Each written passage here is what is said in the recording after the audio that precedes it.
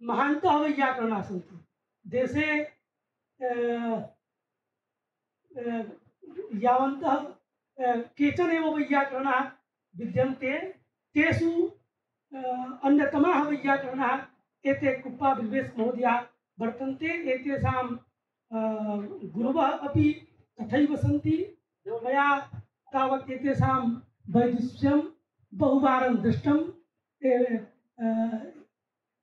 प्रयागराजेपि तावत् एतेषां भाषणं मया श्रुतमासीत् तथा च काशी हिंदू विश्वविद्यालये अपि एतेषां भाषणं श्रुतमासीत् एते महान्तः पंडिताः सन्ति पारम्परिकाः एते पंडिताः सन्ति परम्परायां यथा अस्माकं परम्परायां तावत्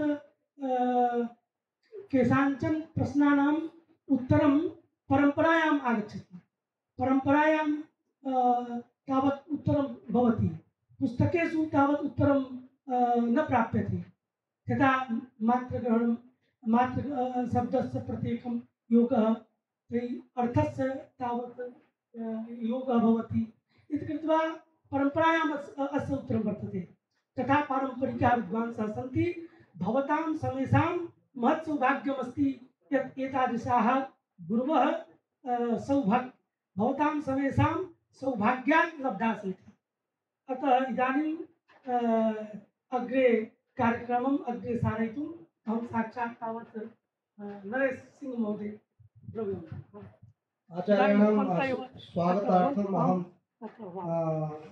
अस्माकं संयोजक महोदयान् निवेदयामि यत् गुरुजी स्यूत प्रदानेन माला प्रदानेन एतत् किञ्चित् क्रियताम्।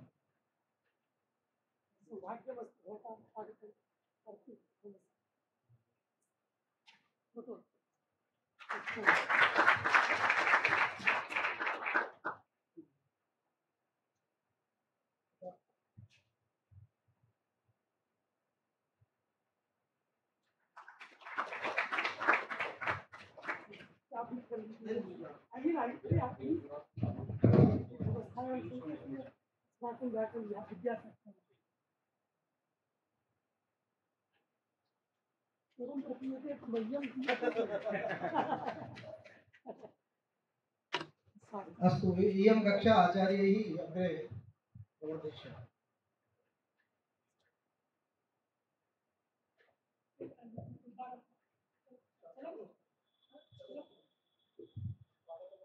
अहं स्वस्थाने उपविष्टो वा मम एकं पुस्तकं लभ्यते चेत्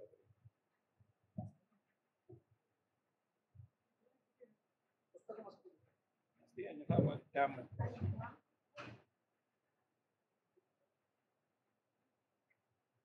भवतु इदम् अनेन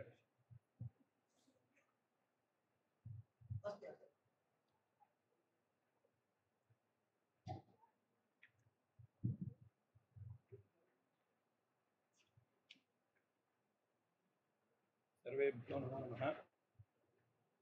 एकैश्वर्ये स्थितोऽपि प्रणतबहुफले यस्वयं कृत्तिवासाः कान्तासम्मिश्रदेहोऽप्यविषयमनसा यः पुरस्ताद्यतीनाम् अष्टाभिर्यस्य कृत्स्नं जगतविदनभिर्बिभ्रतो नाभिमानः सन्मार्गालोकनाय व्यपनयतु समस्तामसीं वृत्तिमीशः। गुरुर्ब्रह्मा गुरुर्विष्णुर्गुरुर्देवो महेश्वरः गुरुः साक्षात् परं ब्रह्म तस्मै श्रीगुरवे नमः। सरस्वती नमस्तुभ्यं वरदे कामरूपिणी विद्यारम्भं करिष्यामि सिद्धिर्भवतु मे सदा। श्रीगुरुभ्यो नमः। भवद्भिः अर्थोत्सूत्रं सम्पूर्णं पठितमिति अहं चिन्तयामि। अतः अद्य प्रभृति कृत्तधितसमासाश्च इति सूत्रं पठनीयं वर्तते। ततः प्राक् भवद्भिः अर्थवत्सूत्रे शब्दरत्ने एवं मनोरमाकारस्य च वैलक्षण्यं मतभेदश्च गृहीतः इत्यपि अहं चिन्तयामि। अत्र एकः प्राथमिकः अंशः कृत्तधितसमासाश्च इति सूत्रं मनोरमा शब्दरत्नसहितं यदा पठ्यते तदा एकः अंशः द्वयोः ग्रन्थकर्त्रोः अभिप्रायः बहुत्र अंशे वैलक्षण्यं वर्तते। सः अभिप्रायः यदा मनोरमा यद्यपि मनोरमायाः व्याख्यानं शब्दरत्नं वर्तते मनोरमा पङ्क्तीः यदा योज्यन्ते तदा मनोरमाकारस्य को अभिप्रायः सः किं मनसि कृत्य ग्रन्थं लिखितवान् इति ज्ञातव्यं केन अभिप्रायेण खण्डयति शब्दरत्नकारः इति अवगम्यते चेत् ग्रन्थः स्वारसिकः गच्छति। उदाहरणार्थम् अर्थवत् सूत्रं वर्तते। अर्थवत् सूत्रे शब्दरत्नकारस्य अथवा नागेशः सः तत्रापि उभयोः ग्रन्थकर्त्रोः उभयस्यापि उभयेषामपि ग्रन्थानाम् उभयेषां ग्रन्थानां वा उभयोः ग्रन्थयोः इति वा किं वक्तव्यम्? उभयेषां ग्रन्थानाम् इति वक्तुं न शक्यते वा? उभयेषां ग्रन्थानाम् इति मया शक्यते। उभयोः ग्रन्थयोः इति सौकर्यार्थम् उभयोः ग्रन्थयोः इति अतः उभयशब्दस्य द्विवचनमेव नास्ति खलु। अतः उभयोर्ग्रन्थयोः ग्रन्थकर्ता एकः इति नाना इति च विवादः अस्ति। तस्मिन् वादे अस्माकं तथा निर्भरो नास्ति। सा परीक्षा उच्यते काकदन्तपरीक्षा। काकस्य कति दन्ताः सन्ति इति कश्चन परीक्षाम् आरब्धवान्। तया परीक्षया किं लभ्यते? परीक्षया किञ्चित् फलं खलु लम्भनीयं। मम गृहे काकः आगच्छति, तस्य काकस्य 22 दन्ताः, तस्य गृहस्य उपरि यः काकः आगच्छति तस्य तु एकः अधिकः भवतु न्यूनः भवतु किं लब्धं?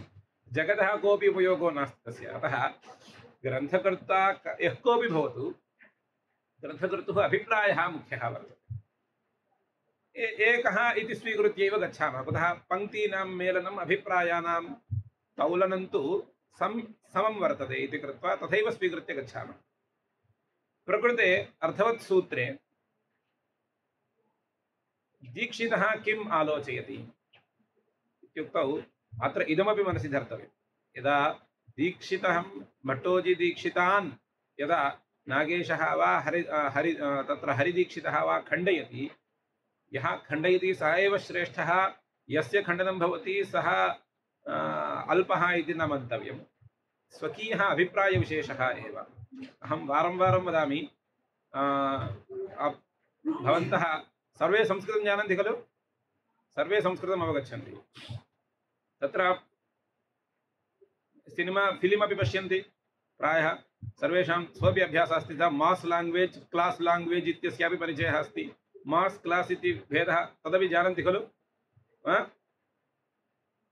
अनयोः तद्वैलक्षण्यमस्ति। यद्यपि दीक्षितं खण्डयति नागेशः, परन्तु नागेशः खण्डयन्नपि साफ्ट् अस्ति सः, अयमेव हार्श् अस्ति।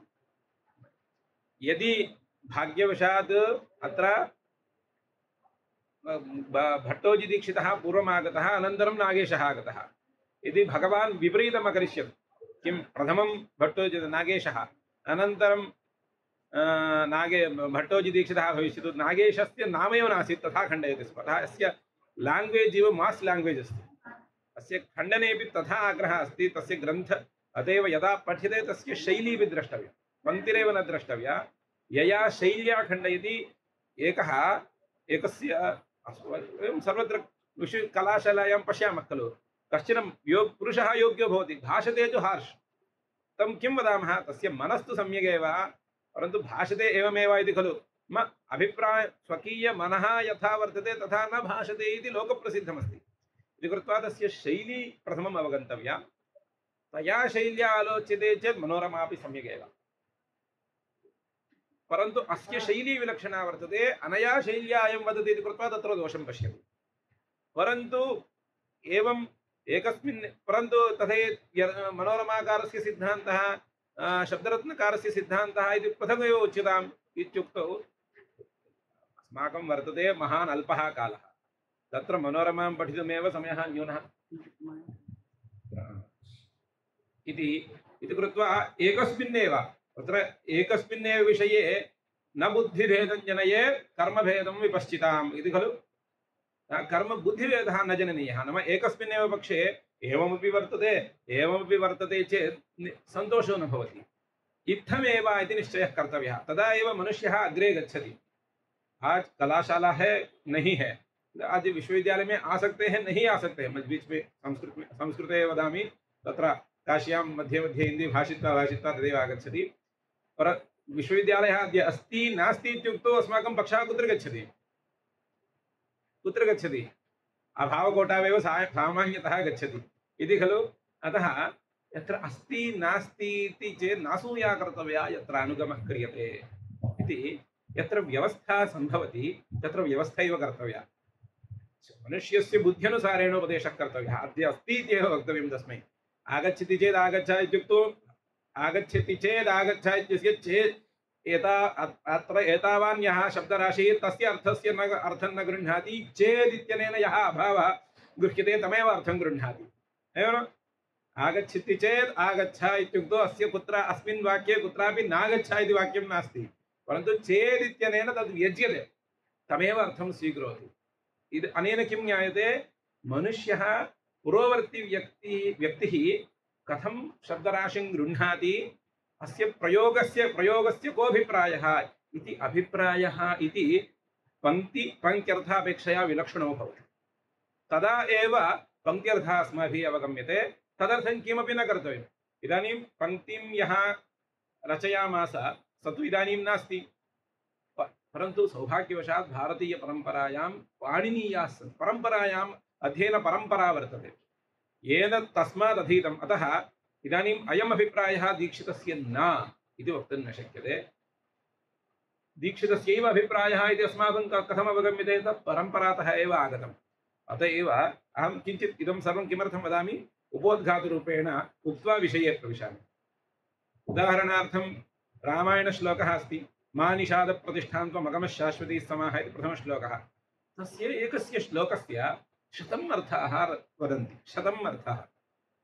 इदानीम् अस्माभिः जिज्ञासा कर्तव्या,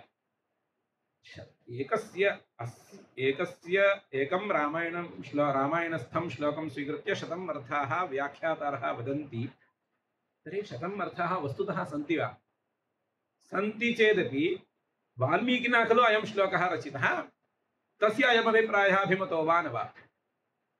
प्रष्टुं तु सः नास्ति। इदानीं व्याख्यातारः स्वकीयबुद्ध्यनुसारेण अनेकान् अर्थान् कल्पयन्ति। इदानीं किं कर्तव्यं? कथाप्रसङ्गस्तु विलक्षणो वर्तते।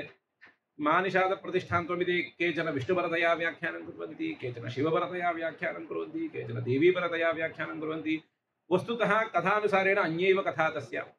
इदानीम् अस्माभिः पठितृभिः अस्माभिः किं कर्तव्यम् इत्युक्तौ तत्र एकमेव समाधानं।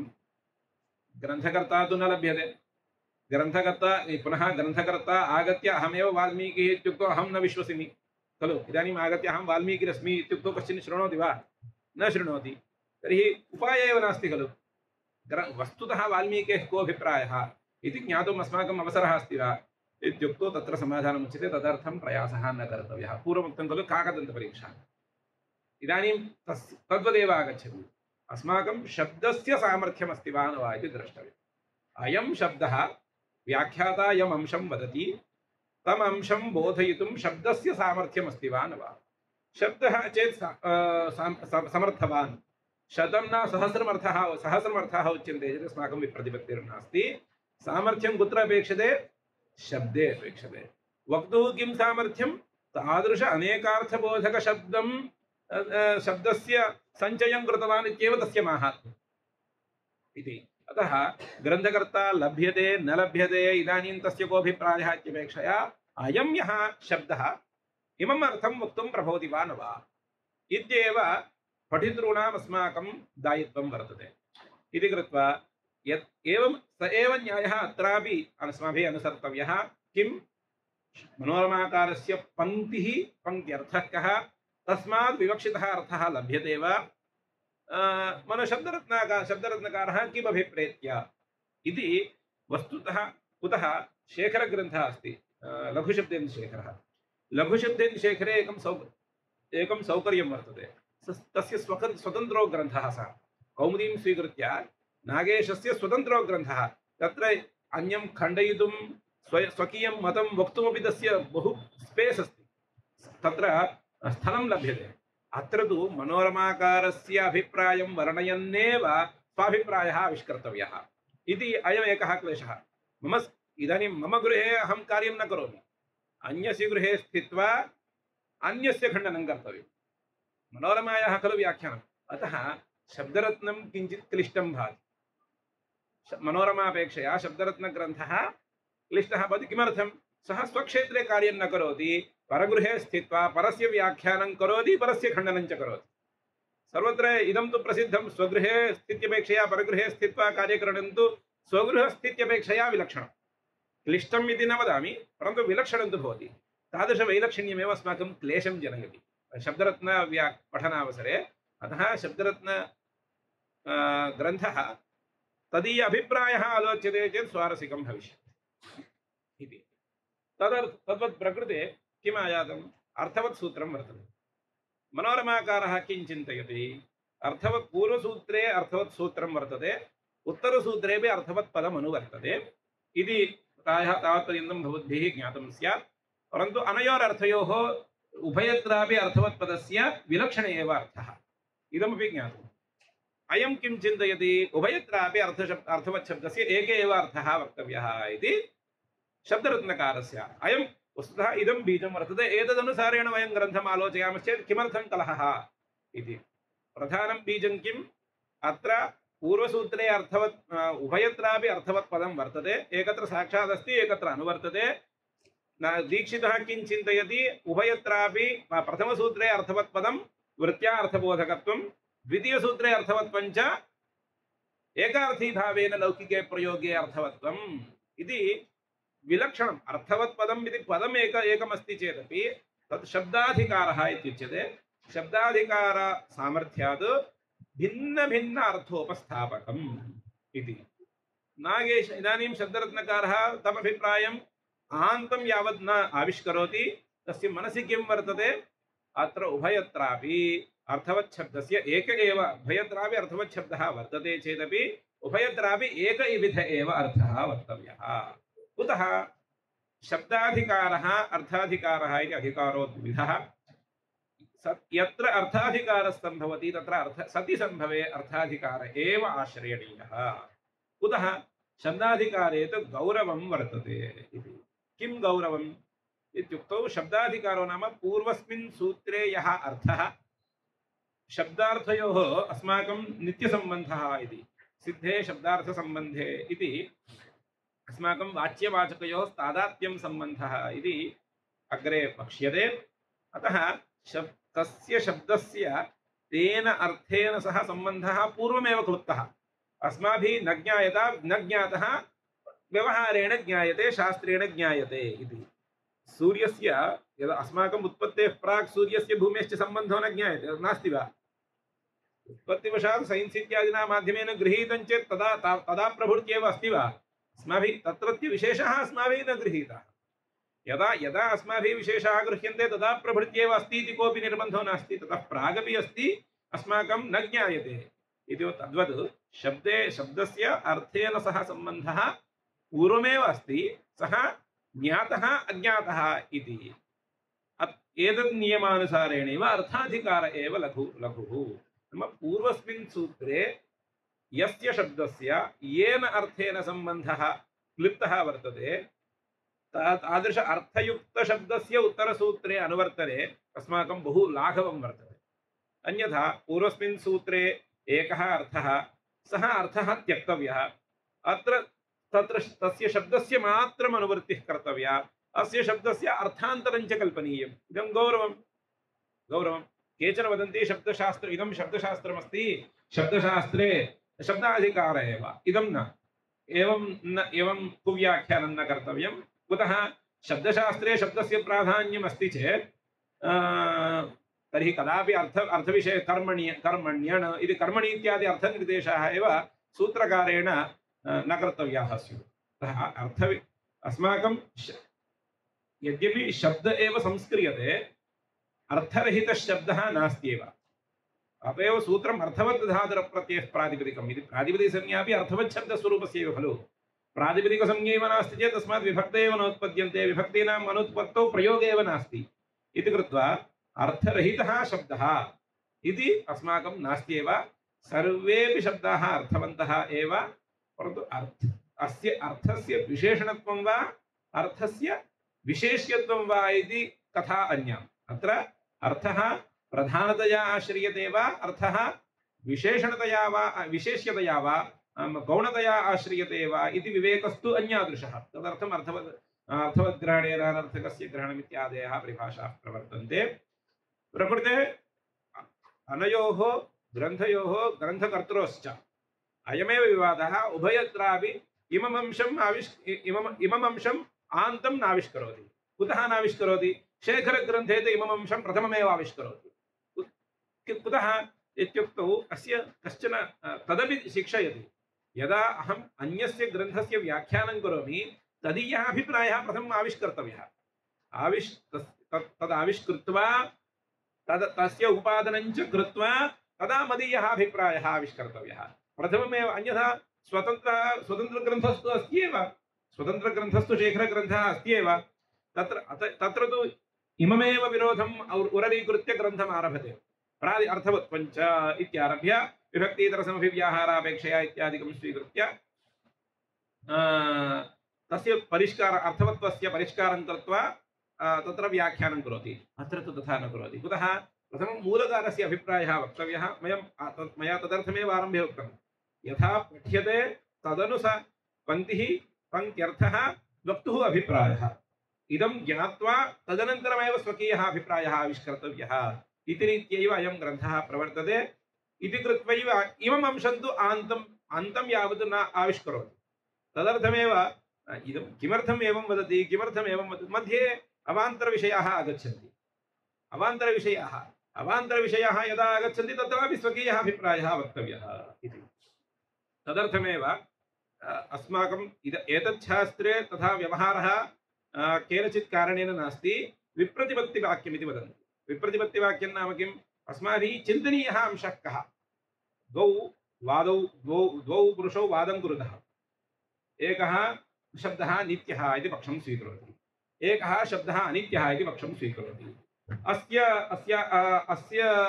वादस्य याः युक्तयः अयम् उपस्थापयति, अस्य वादस्य याः युक्तयः ताः युक्तिः अयम् उपस्थापयति।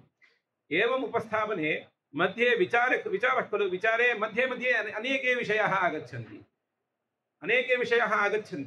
मध्ये ये अनेके विषयाः आगच्छन्ति तत्र उभयोर्मध्ये एके एव प्रबलो वर्तते, द्वितीयः दुर्बलो वर्तते। परन्तु मध्ये प्रासङ्गिकतया यः अन्यः अंशः आगतः तस्मिन् तु सः समर्थः इति कृत्वा तं विषयं स्वीकृत्य सः विचारान्तरमेव आरभते। तेन किं भवति? वस्तुतः यदर्थम् अयं विचारः आरब्धः तत्र तु तस्य न्यूनता भविष्यति। मध्ये प्रासङ्गिकतया यः विषयः आगतः तस्य तु नैपुण्यं वर्तते इति कृत्वा किं स्यात्? तस्यैव जयः इति। परन्तु तथा न कर्तव्यम्। अयं वादः किमर्थम् आरब्धः? शब्दः नित्यो वा अनित्यो वा? शब्दनित्यत्वं यः साधयति सः जेता, अथवा यः शब्दस्य अनित्यत्वं साधयति सः जेता इति प्रथममेव उद्घोषणीयम्, प्रथमेव निश्चेयं। निश्चित्य मध्ये प्रासङ्गिकतया ये अंशाः आगच्छन्ति तेषाम् एकस्य जयेपि तस्य जयत्वेन न गण्यते। तद्वदेव अत्रापि अर्थवत्पदस्य सूत्रद्वयेपि समानार्थकता उत भिन्नार्थकता इत्येव वस्तुकथा। मध्ये अन्ये विषयाः आगच्छन्ति खलु, ते सर्वे प्रासङ्गिकाः। उभयोः इदानीं दीक्षितः एवं नागेशः इति वादिनौ इति स्वीकुर्मः। एकस्य वादः कः? सूत्रद्वयेपि अर्थवत्पदस्य एक एव अर्थः, न भिन्नार्थकौ एतौ उभौ शब्दौ इति एकस्य वादः। एतादृशं वादं स्वीकृत्यैव इदानीम् अग्रे विचारः चालनीयः। मध्ये प्रासङ्गिकतया ये आगच्छन्ति ते अंशाः परिष्क्रियन्ते, संस्क्रियन्ते च। इदं मनसि अस्ति चेत् ग्रन्थः कुत्र गच्छति? ग्रन्थः मध्ये यत्र अर्थवत्सूत्रमारब्धं हठात् स्त्रीप्रत्यये चानुपसर्जनेन इति परिभाषा विचारं करोति। इदं सर्वम् इति चेत् ते सर्वे प्रासङ्गिकाः। अतः सः अंशः अस्माभिः न विस्मर्तव्यः इति। अतः इदानीम् अर्थवत्सूत्रस्य अस्मिन् मते दीक्षितमयं वयं मनोरमां पठामः इति कृत्वा मनोरमानुसारेण अत्र अर्थवत्पदस्य पूर्वसूत्रोक्त अर्थापेक्षया विलक्षण एव अर्थः वक्तव्यः। अत्र सूत्रे अनुवृत्तस्य अर्थवत् शब्दस्य विलक्षण एव अर्थः वक्तव्यः इत्यभिप्रायेण इमं ग्रन्थम् इदानीम् आरभते मनोरमाकारः भट्टोजी दीक्षितः।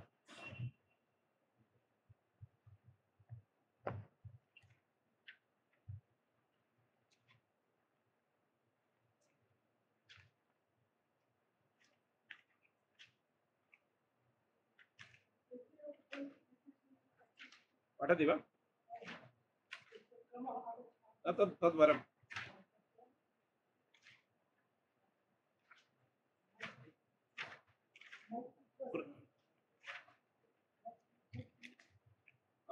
कृत्तद्धितसमासाश्च अर्थवदित्यनुवर्तते।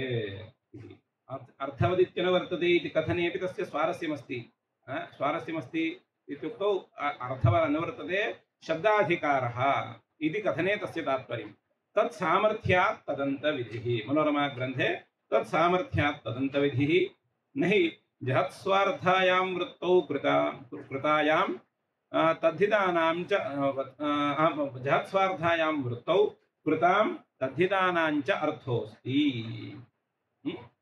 इदानीम् अर्थवत् पूर्वस्मात् सूत्रात् अर्थवत् पदम् अनुवर्तते।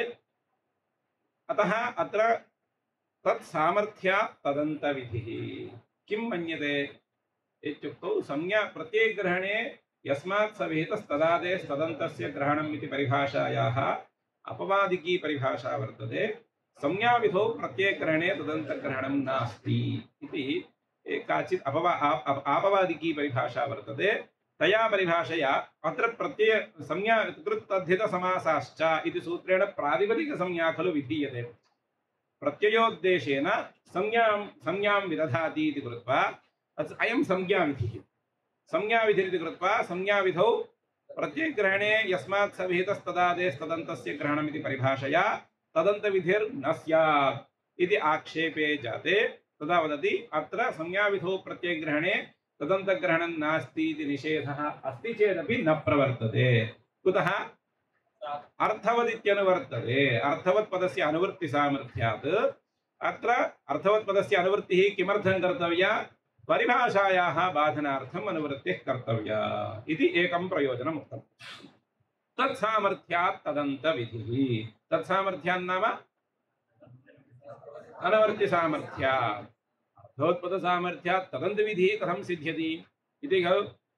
तदा न हि जहत्स्वार्थायां वृत्तौ कृतां तद्धितानां च अर्थोऽस्ति। वृत्तिः पञ्चवृत्तयः प्रसिद्धाः। पञ्चस्वपि वृत्तिषु कृद्वृत्तिरपि भवति तद्धितवृत्तिरपि भवति। अत्र कृतां तद्धितानां च ग्रहणं कृतम्। अतः केवल इदानीं यदि अत्र संज्ञाविधौ प्रत्ययग्रहणे तदन्तग्रहणं नास्ति इति परिभाषा प्रवर्तेत किं स्यात्? परिभाषा प्रवर्तेत चेत् किं स्यात्? केवल कृत्प्रत्ययस्य केवल तद्धितप्रत्ययस्य प्रातिपदिकसंज्ञा इति वक्तव्यमस्ति। तदेव खलु। यदि परिभाषा प्रवर्तेत निषेधः प्रवर्तेत तर्हि किं स्यात्? केवल कृत्प्रत्ययस्य केवल तद्धितप्रत्ययस्य संज्ञा अस्ति इति चिन्तनीयं। तदेव वदति इदानीं तस्य तथा केवल प्रत्ययस्य कृत्प्रत्ययस्य केवल तद्धितप्रत्ययस्य संज्ञाकरणे प्रातिपदिकसंज्ञाकरणे प्रयोजनं नास्ति। कुतः प्रयोजनं नास्ति इत्युक्तौ यतः अस्मिन् सूत्रे अर्थवत्पदम् अनुवृत्तम् अर्थवत्वे जहत्स्वार्था वृत्तिः अजहत्स्वार्था वृत्तिः इति द्विधा गतिरस्ति। जहत्स्वार्थायां वृत्तौ आश्रियमाणायां कृतां सुतराम् अर्थो नास्ति। अतः अर्थवत् तद्धितः इत्यर्थो वक्तव्यः। परन्तु जहत्स्वार्थायां वृत्तौ अर्थवत् कृदेव न प्रसिद्ध्यति। कुतः? यदा वृत्तिः स्वार्थं त्यक्त्वैव विशिष्टमेव अर्थम् उपस्थापयति इति खलु सामान्यतः वृत्तेः अर्थः। वृत्तिर्नाम का? परार्थाभिधानं वृत्तिः। यदा विशिष्टं परशब्दस्य इत्यपि विशिष्टः अर्थः। विशिष्टार्थाभिधाने स्वार्थः त्यक्तव्यः इति केषाञ्चित् पक्षः, अजहत्स्वार्थः न त्यक्तव्यः इति अपरः पक्षः। यदि जहत्स्वार्था वृत्तिः इति पक्षः स्वीक्रियते कृतां तद्धितानां च अर्थ एव न प्रसिद्ध्यति इति कृत्वा अर्थवत्पदस्य भवता तु अर्थवत्पदस्य अनुवृत्तिः कृता अनुवृत्तिं कृत्वा कृता कृतेषु कृत् कृत् तद्धिता कृत् कृदंशे तद्धितांशे च तस्य अन्वयः कृतः अन्वये कृतेऽपि प्रयोजनं न स्यात् कुतः सम्भवव्यभिचाराभ्यां स्यात् विशेषणम् अर्थवत् इदानीं सम्भवेव नास्ति अर्थः अस्ति चेत् अर्थवान् भवति इदानीं सम्भवे तादृशविशेषणदानेन किमपि फलं न लब्धं अतः सम्भवो वा भवेत् सम्भवश्च भवेत् व्यभिचारश्च भवेत् वो न सम्भवस् उभयमपेक्षते सम्भव व्यभिचारौ द्वौ स्याताम् अत्र सम्भवेव नास्ति कुतः जहत्स्वार्थायां वृत्तौ तस्य अर्थ एव नास्ति अर्थवत्तायाः सम्भावनैव नास्ति इति कृत्वा अर्थवत्पदस्य अनुवृत्तिः व्यर्था स्यात् तथा नास्ति अजहत्स्वार्थायां वृत्तौ तु तस्य फलं भवितुमर्हति खलु इत्युक्तौ अजहत्स्वार्थायामपि इदमेव तस्य मुख्यम् अभिमतम् अतः जहत्स्वार्थात् तत्रैव यत्र रूढिर्विरोधिनी इति प्रकृतस्थले सर्वत्र जहत्स्वार्था अजहत्स्वार्था इति सर्वत्र आश्रयितुं न शक्यते यत्र यत्र वृत्तिरस्ति मम अत्र जहत्स्वार्था अजहत्स्वार्था इति न भवति यत्र रूढ्यर्थः विरुध्यते जहत्स्वार्था तु तत्रैव यत्र रूढिर्विरोधिनी इति अतः सामान्यतः अजहत्स्वार्थ एव स्वीकर्तव्या जहत्स्वार्था कुत्र स्वीकर्तव्या इति मनोरम शब्दरत्नकारः वक्ष्यति तत्रैव वयं पठामः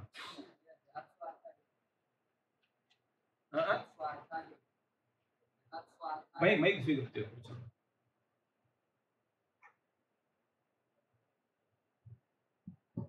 जहत्स्वार्था इति न जानामि नाम वृत्तिः इदानीं पञ्चवृत्तयः अस्माकं काः पञ्चवृत्तयः साधुवृत्तयः एते पञ्चापि वृत्तयः वृत्तिशब्दः यदा एतत्परः सः पुंलिङ्गे एव प्रयोक्तव्यः यदा तु वृत्तिः नाम शक्तिलक्षणान्यतररूपा उच्यते खलु सा वृत्तिः स्त्रीलिङ्गपरः अतः सः विवेकः अस्माकं ज्ञातव्यः पञ्चवृत्तिपरः इति यथा उच्यते अयं पारिभाषिकः शब्दः इति कृत्वा अयं पुंलिङ्गः इति अस्माकं पेरिशास्त्रिणः इति एके महान्तः आसन् तैः वृत्तिविचारः इति एकः ग्रन्थः रचितः तत्र तैः एवं विभागः प्रदर्शितः अतः अहं वृत्तिशब्दं यदा पुंलिङ्गे प्रयुञ्जे तस्य पञ्चवृत्तिः इत्यर्थः पञ्चवृत्तयः इत्यर्थः स्त्रीलिङ्गे प्रयुज्यते चेत् शक्तिलक्षणान्यतररूपा इत्यर्थः इदानीं यदा पञ्चवृत्तयः भवन्ति तेषु पञ्चवृत्तिषु किं भवति एकार्थीभावे खलु वृत्तिषु अस्माकं एकार्थीभावः इति नियमः एकार्थीभावो नाम विशिष्टार्थबोधः नाम यत् पदैः यः अर्थः उपस्थापितः यः पदैः पदार्थः उपस्थाप्यते पदैः पदार्थाः उपस्थाप्यन्ते तेन तत्र वाक्यमर्यादया आकाङ्क्षायोग्यता इति सहकारेण अस्माकं शाब्दबोधो भवति इति नैयायिकानां प्रक्रिया सर्वप्रसिद्धा वर्तते पदज्ञानं तु करणं द्वारं तत्र पदार्थधीः शाब्दबोधः फलं तत्र अतएव यत्र यत्र अस्माकं इममेव वस्तु ते किम् इदमेव वस्तु ते किं वदन्ति व्यपेक्षा इति शब्देन व्यवहरन्ति नाम वाक्ये प्रयुज्यमानानां पदानां तेषां ये अर्थाः तेषां परस्परमन्वयः अपेक्षते खलु यत्र परस्परमन्वयः भवति तदा एव तस्य वाक्यस्य अर्थबोधकता शाब्दबोधजनकता इति प्रसिद्धिरस्ति इदानीम् अस्माकं तु मते यत्र वृत्तिः स्वीक्रियते तत्र तु यदा एतादृशव्यपेक्षारूपसामर्थ्यं न स्वीक्रियते एकार्थीभावश्च स्वीक्रियते इति तदपि भवतां सर्वेषां प्रसिद्धं यदा एकार्थीभावः इदानीं सा स्थितिः गता नाम पदज्ञानं तु करणं द्वारं तत्र पदार्थधीः पदं पदार्थम् उपस्थापयति पदार्थोपस्थितिद्वारा तत्र आकाङ्क्षादिसहकारेणैव शाब्दबोधः जन्यते इति वृत्तौ नास्ति इति गतं वृत्तौ तादृशी स्थितिर्नास्ति तर्हि किं कल्पनीयं सर्वं वृत्तिष्वेव सः भारः कल्पनीयः वृत्तिः सम्पूर्णः यः शब्दः सम्पूर्णं यत् शब्दस्वरूपं वर्तते अयं शब्दः एव तत् सर्वं कार्यं करोति इति तदर्थं तु समर्थः पदविधिः तत् किमर्थं एतादृशः भारः सोढव्यः इति सः समर्थः पदविधिः इत्यादि सूत्रस्य विचारः तदंशम् अभ्युपेत्य सिद्धवत्कृत्य अग्रे गच्छामः किम् अस्माकं मते एकार्थीभाववादिनां मते समूहादेव शब्दात् अथवा विशिष्टादेव शब्दात् विशिष्टः अर्थः उपस्थापनीयः इति यदा वर्तते तर्हि यद्यपि राजपुरुषः इति विशिष्टम् इति ब्रूमः परन्तु भवतां पदार्थभानम् अस्ति वा न वा राजा इति एकः राजन् इति एकः पदार्थः पुरुषः इति एकः पदार्थः इति भानं ये विशिष्टशक्तिं स्वीकुर्वन्ति तेषां मते राजपदार्थः पुरुषपदार्थः इति भानमस्ति वा न वा अस्ति एव अस्ति चेत् विशिष्टार्थः इति कथं व्यवहर्तव्यं तदर्थं द्वयी गतिराश्रिता कीदृशी जहत्स्वार्थावृत्तिः अजहत्स्वार्थावृत्तिः यस्य शब्दस्य यस्य विशिष्टार्थकबोधकशब्दस्य लौकिकं विग्रहवाक्यम् उच्यते अलौकिकं विग्रहवाक्यं न लौकिके विग्रहवाक्ये ये पदार्थाः भान्ति तत्र तु व्यपेक्षैव अस्माकं यत्र यस्य समासस्य लौकिकं विग्रहवाक्यम् उच्यते तत्र अस्माभिरपि व्यपेक्षैव स्वीकृता नैयायिकवदेव प्रक्रिया तत्र तु अस्माकम् एकार्थी भावो नास्ति अलौकिके प्रक्रियावाक्ये एव अस्माभिः एकार्थी भावः समासः इत्यादिकम् आरोप्यते इति स्थितिरस्ति यदा लौकिकं वाक्यं राज्ञः पुरुषः इति लौकिकं विग्रहवाक्यम् इति वदन्ति राजन्नस् पुरुषासु इति अलौकिकं विग्रहवाक्यं लौकिके विग्रहवाक्ये व्यपेक्षावधि वाक्ये तत्र पदैः पदार्थानाम् उपस्थितिरस्ति आकांक्षादिवशात् परस्परं सम्बन्धभानमस्ति तत्सर्वं तथैव स्वीक्रियते तत्र विद्यमान पदार्थाः अत्र स्वीक्रियन्ते वा न वा इति पक्षं स्वीकृत्य न स्वीक्रियन्ते चेत् तत् जहत्स्वार्थावृत्तिः स्वीक्रियन्ते चेत् अजहत्स्वार्थावृत्तिः अवगतं वा अत्र एवं न व्याख्येयं समासघटकपदानाम् अर्थः अस्ति कदाचित् स्वीक्रियते कदाचित् न स्वीक्रियते इत्यभिप्रायेण जहत्स्वार्थावृत्तिः अजहत्स्वार्थावृत्तिरिति नास्ति कुतः अस्माकं कदापि विशिष्टार्थवादिनाम् राजपुरुषः इति समुदाये राजन् शब्दस्य पुरुषशब्दस्य पृथक् अर्थ एव नास्ति तर्हि अर्थ एव नास्ति चेत् विभागः कथम् इत्युक्तौ एतदर्थम् अस्माभिः यत् प्रक्रियावाक्यं कल्प्यते लौकिकविग्रहवाक्यम् उच्यते एतदर्थः अस्य अर्थस्य स्फुटभानार्थं तस्मिन् यः पदार्थसंसर्गः भाति पदार्थश्च पदैः उपस्थापितः इदम् एते अंशाः सम्यक् ज्ञातव्याः इदं भवतां ज्ञायते वा पदं पदार्थोपस्थितिः अनन्तरं शाब्दबोधः पदानां किं कार्यं पदानि कदापि शाब्दबोधं न जनयन्ति पदानि किं कुर्वन्ति पदार्थान् उपस्थापयन्ति कुत्र स्मृतिरूपान् उपस्थापयन्ति तदा अस्माभिः प्रयुज्यते चेत् तद् आकांक्षा योग्यता सहकारादि तात्पर्यादि ज्ञानसहकारेण अस्माकं परस्परम् आकांक्षा भवति इममेव वयं व्यपेक्षा इति नाम्ना व्यवहरामः तत्र इतरे किं वदन्ति तत् इयं च व्यपेक्षा समास लौकिकवाक्यसाधारणी इति इतरे स्वीकुर्वन्ति अस्माभिः समासे एतादृशी व्यपेक्षा नास्ति इति यद्यपि भाष्यादिषु समासेपि व्यपेक्षा समर्थिता परन्तु सिद्धान्तस्तयमेव खलु अयम् अंशः सर्वे जानन्ति एव समासे एकार्थी भावः स्वीक्रियते सः एकार्थी भावः तादृश एकार्थी भावयुक्तशब्दस्य यद् विवरणं वाक्यं लौकिकं विग्रहवाक्यं तत्र ये पदार्थभेदः अस्ति न पदभेदः तत्पश्चात् यः पदार्थभेदः सोऽपि अत्र आरोप्यते चेत् तत् किमुच्यते अजहत्स्वार्थावृत्तिः नारोप्यते चेत् जहत्स्वार्थावृत्तिः आरोपादेव अवगतं वा इदानीं भवता जहत्स्वार्थावृत्तिः इति विग्रहवाक्यं किं जहत्स्वार्थं यः अर्थः अस्माभिः त्यज्यते स्वार्थं त्यक्त्वैव विशिष्टार्थम् उपस्थापयति इत्यर्थः राजन् शब्दस्य राजपदार्थः अर्थः पुरुषशब्दस्य पुरुषपदार्थः अर्थः सौकर्यं वक्तुम् अस्माकं बहुव्रीहौ सुलभमस्ति चित्रगुः तद्गुणसंविज्ञानबहुव्रीहिः अतद्गुणसंविज्ञानबहुव्रीहिः अस्ति खलु यद्यपि बहुव्रीहौ व्यवहारः अस्ति सः सर्वसमाससाधारणः तत्र तु अन्यपदार्थेन वैलक्षण्यस्फुटं भाति इति कृत्वा तथा उच्यते चित्रगुः इत्युक्तौ अन्यपदार्थः यः अन्यपदार्थे वर्तिपदार्थानाम् अन्वयः अस्ति वा चित्राः गावः चित्रगु मानया इति मया शब्दप्रयोगः कृतः तत्र कः आनीयते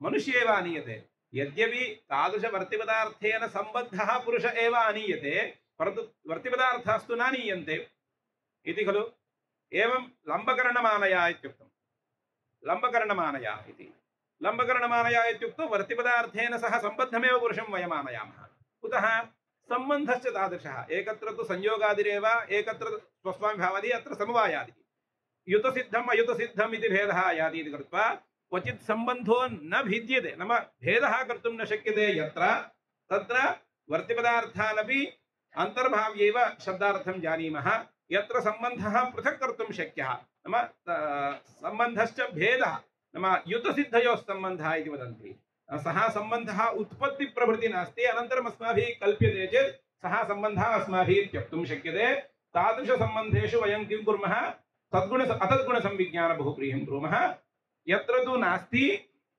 एवमेव तद्वदेव अत्रापि व्यवस्था जहत्स्वार्था यत्र त्यक्तुं सर्वत्र जहत्स्वार्थः अस्माभिः नाद्रियते अजहत्स्वार्थेव कुतः अस्माभिः विग्रहवाक्यं किमर्थम् उच्यते अस्य समासपदस्य अवगत्यर्थमेव खलु उच्यते तर्हि ते पदार्थाः अत्र न भान्ति चेत् अस्य विवरणं तत् कथं भविष्यति अस्य खलु तद् विवरणं ते पदार्थाः अत्र त्यज्यन्ते चेत् अस्य विवरणम् इति न स्यात् अतः सामान्यतः यत्र विग्रहवाक्यम् उच्यते तत्र अजहत्स्वार्थवृत्तिरेव स्वीकर्तव्या रूढिरस्ति रथन्तरम् इति अस्ति उदाहरणार्थं रथेन तरति इति रथन्तरम् इति रथन्तरम् इति साम्नः नाम साम इति सामवेदः अस्ति खलु एकस्य साम्नः नाम रथन्तरम् इति तदर्थम् अस्माभिः किं कृतं रथेन तरति इति साम्नि रथकरणकतरणं सम्भवति वा तत्र अर्थः न सम्बध्यते परन्तु प्रक्रियानिर्वाहार्थं केवलम् अर्थः कल्प्यते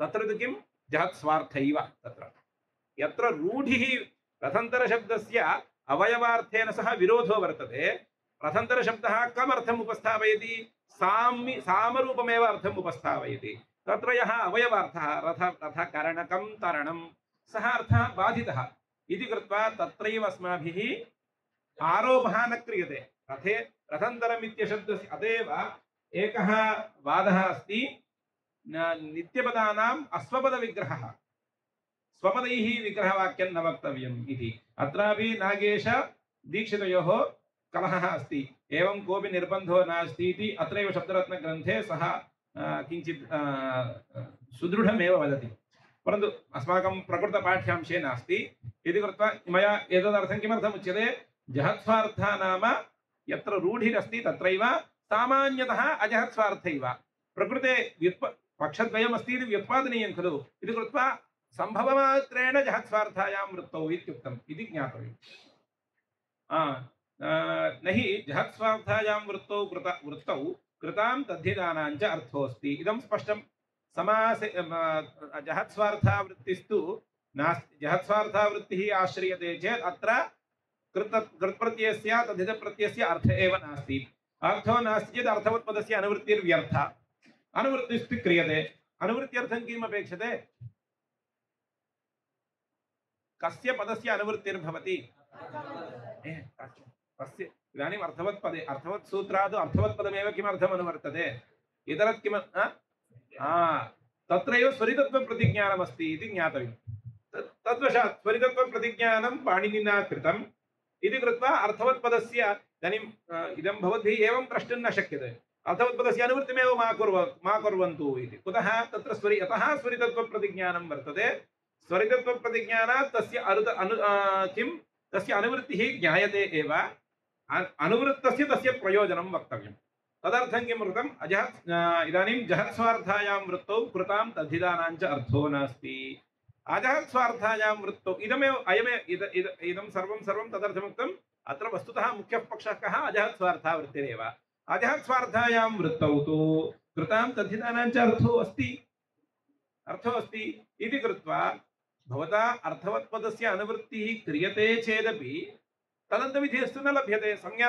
अयं विचारः कुत्र आरब्धः अर्थवत्पदानुवृत्तिसामर्थ्यात् प्रत्ययग्रहणपरिभाषा प्रकृते न प्रत्ययग्रहणपरिभाषायाः बाधिकाया संज्ञाविधौ प्रत्ययग्रहणे तदन्तग्रहणं नास्ति इति परिभाषा सा न प्रवर्तते इति भवता व्याख्यातं।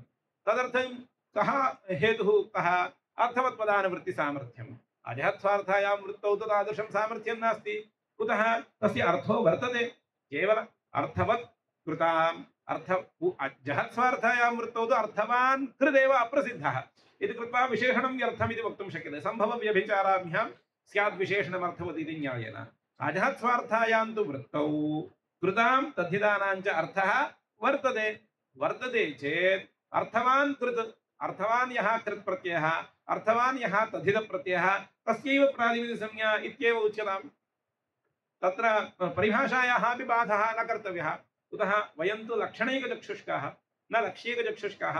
यथा शास्त्रं वदति, यथा नियमं वदति, यथा नियमः वदति तथा अस्माभिः अनुसर्तव्यं। संज्ञाविधौ प्रत्ययग्रहणे तदन्तग्रहणं नास्ति इति नियमः। तन्नियमानुसारेण अत्र तदन्तविधिः न कर्तव्यः।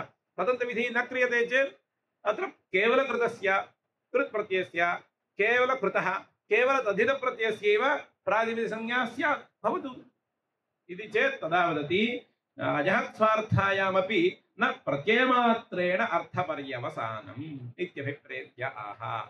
इदमेव कुतः? पूर्वमुक्तम् एकार्थीभावेन लौकिके प्रयोगे अर्थवत्वं हि अस्मिन् सूत्रे अभिमतम्। इदं पूर्वसूत्रे नाभिमतमित्यत्र को हेतुः? तद् ज्ञातं वा? मया आरम्भे उक्तं खलु शब्दरत्नकारस्य तु उभयत्रापि एकविधमेव अर्थवत्वं स्वीकर्तव्यं।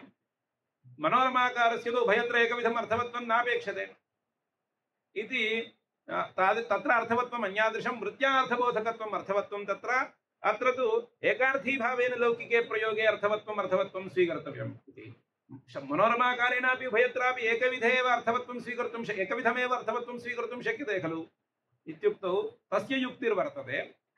पूर्वसूत्रे अनुपपत्तिर्नास्ति अर्थवच्छब्दस्य। यद्यपि अधातुः अप्रत्ययः इति पर्युदासादेव अर्थवत्वं लब्धं पुनः अर्थवत्पदम् उत्तरार्थम् अनुवृत्तिं सूचयति इति एकं प्रयोजनं दर्शितं। तत् प्रायः पूर्वतनपाठे भवद्भिः पठितं स्यात्। मनोरमाकारः किं फलं दर्शयति? यद्यपि पर्युदास अधातुः अप्रत्ययः इति पर्युदासादेव अर्थवत्वे लब्धे अर्थवत्पदं किमर्थम् इत्युक्तौ उत्तरसूत्रे तस्य असाधारणं प्रयोजनं वर्तते, अस्मिन् सूत्रे असाधारणं प्रयोजनं नास्ति इति स्वयं वदति। तेन ज्ञायते उभयत्रापि एकविधम् अर्थवत्वं नास्ति इति। द्वितीयम् अनुपपत्तिरपि नास्ति।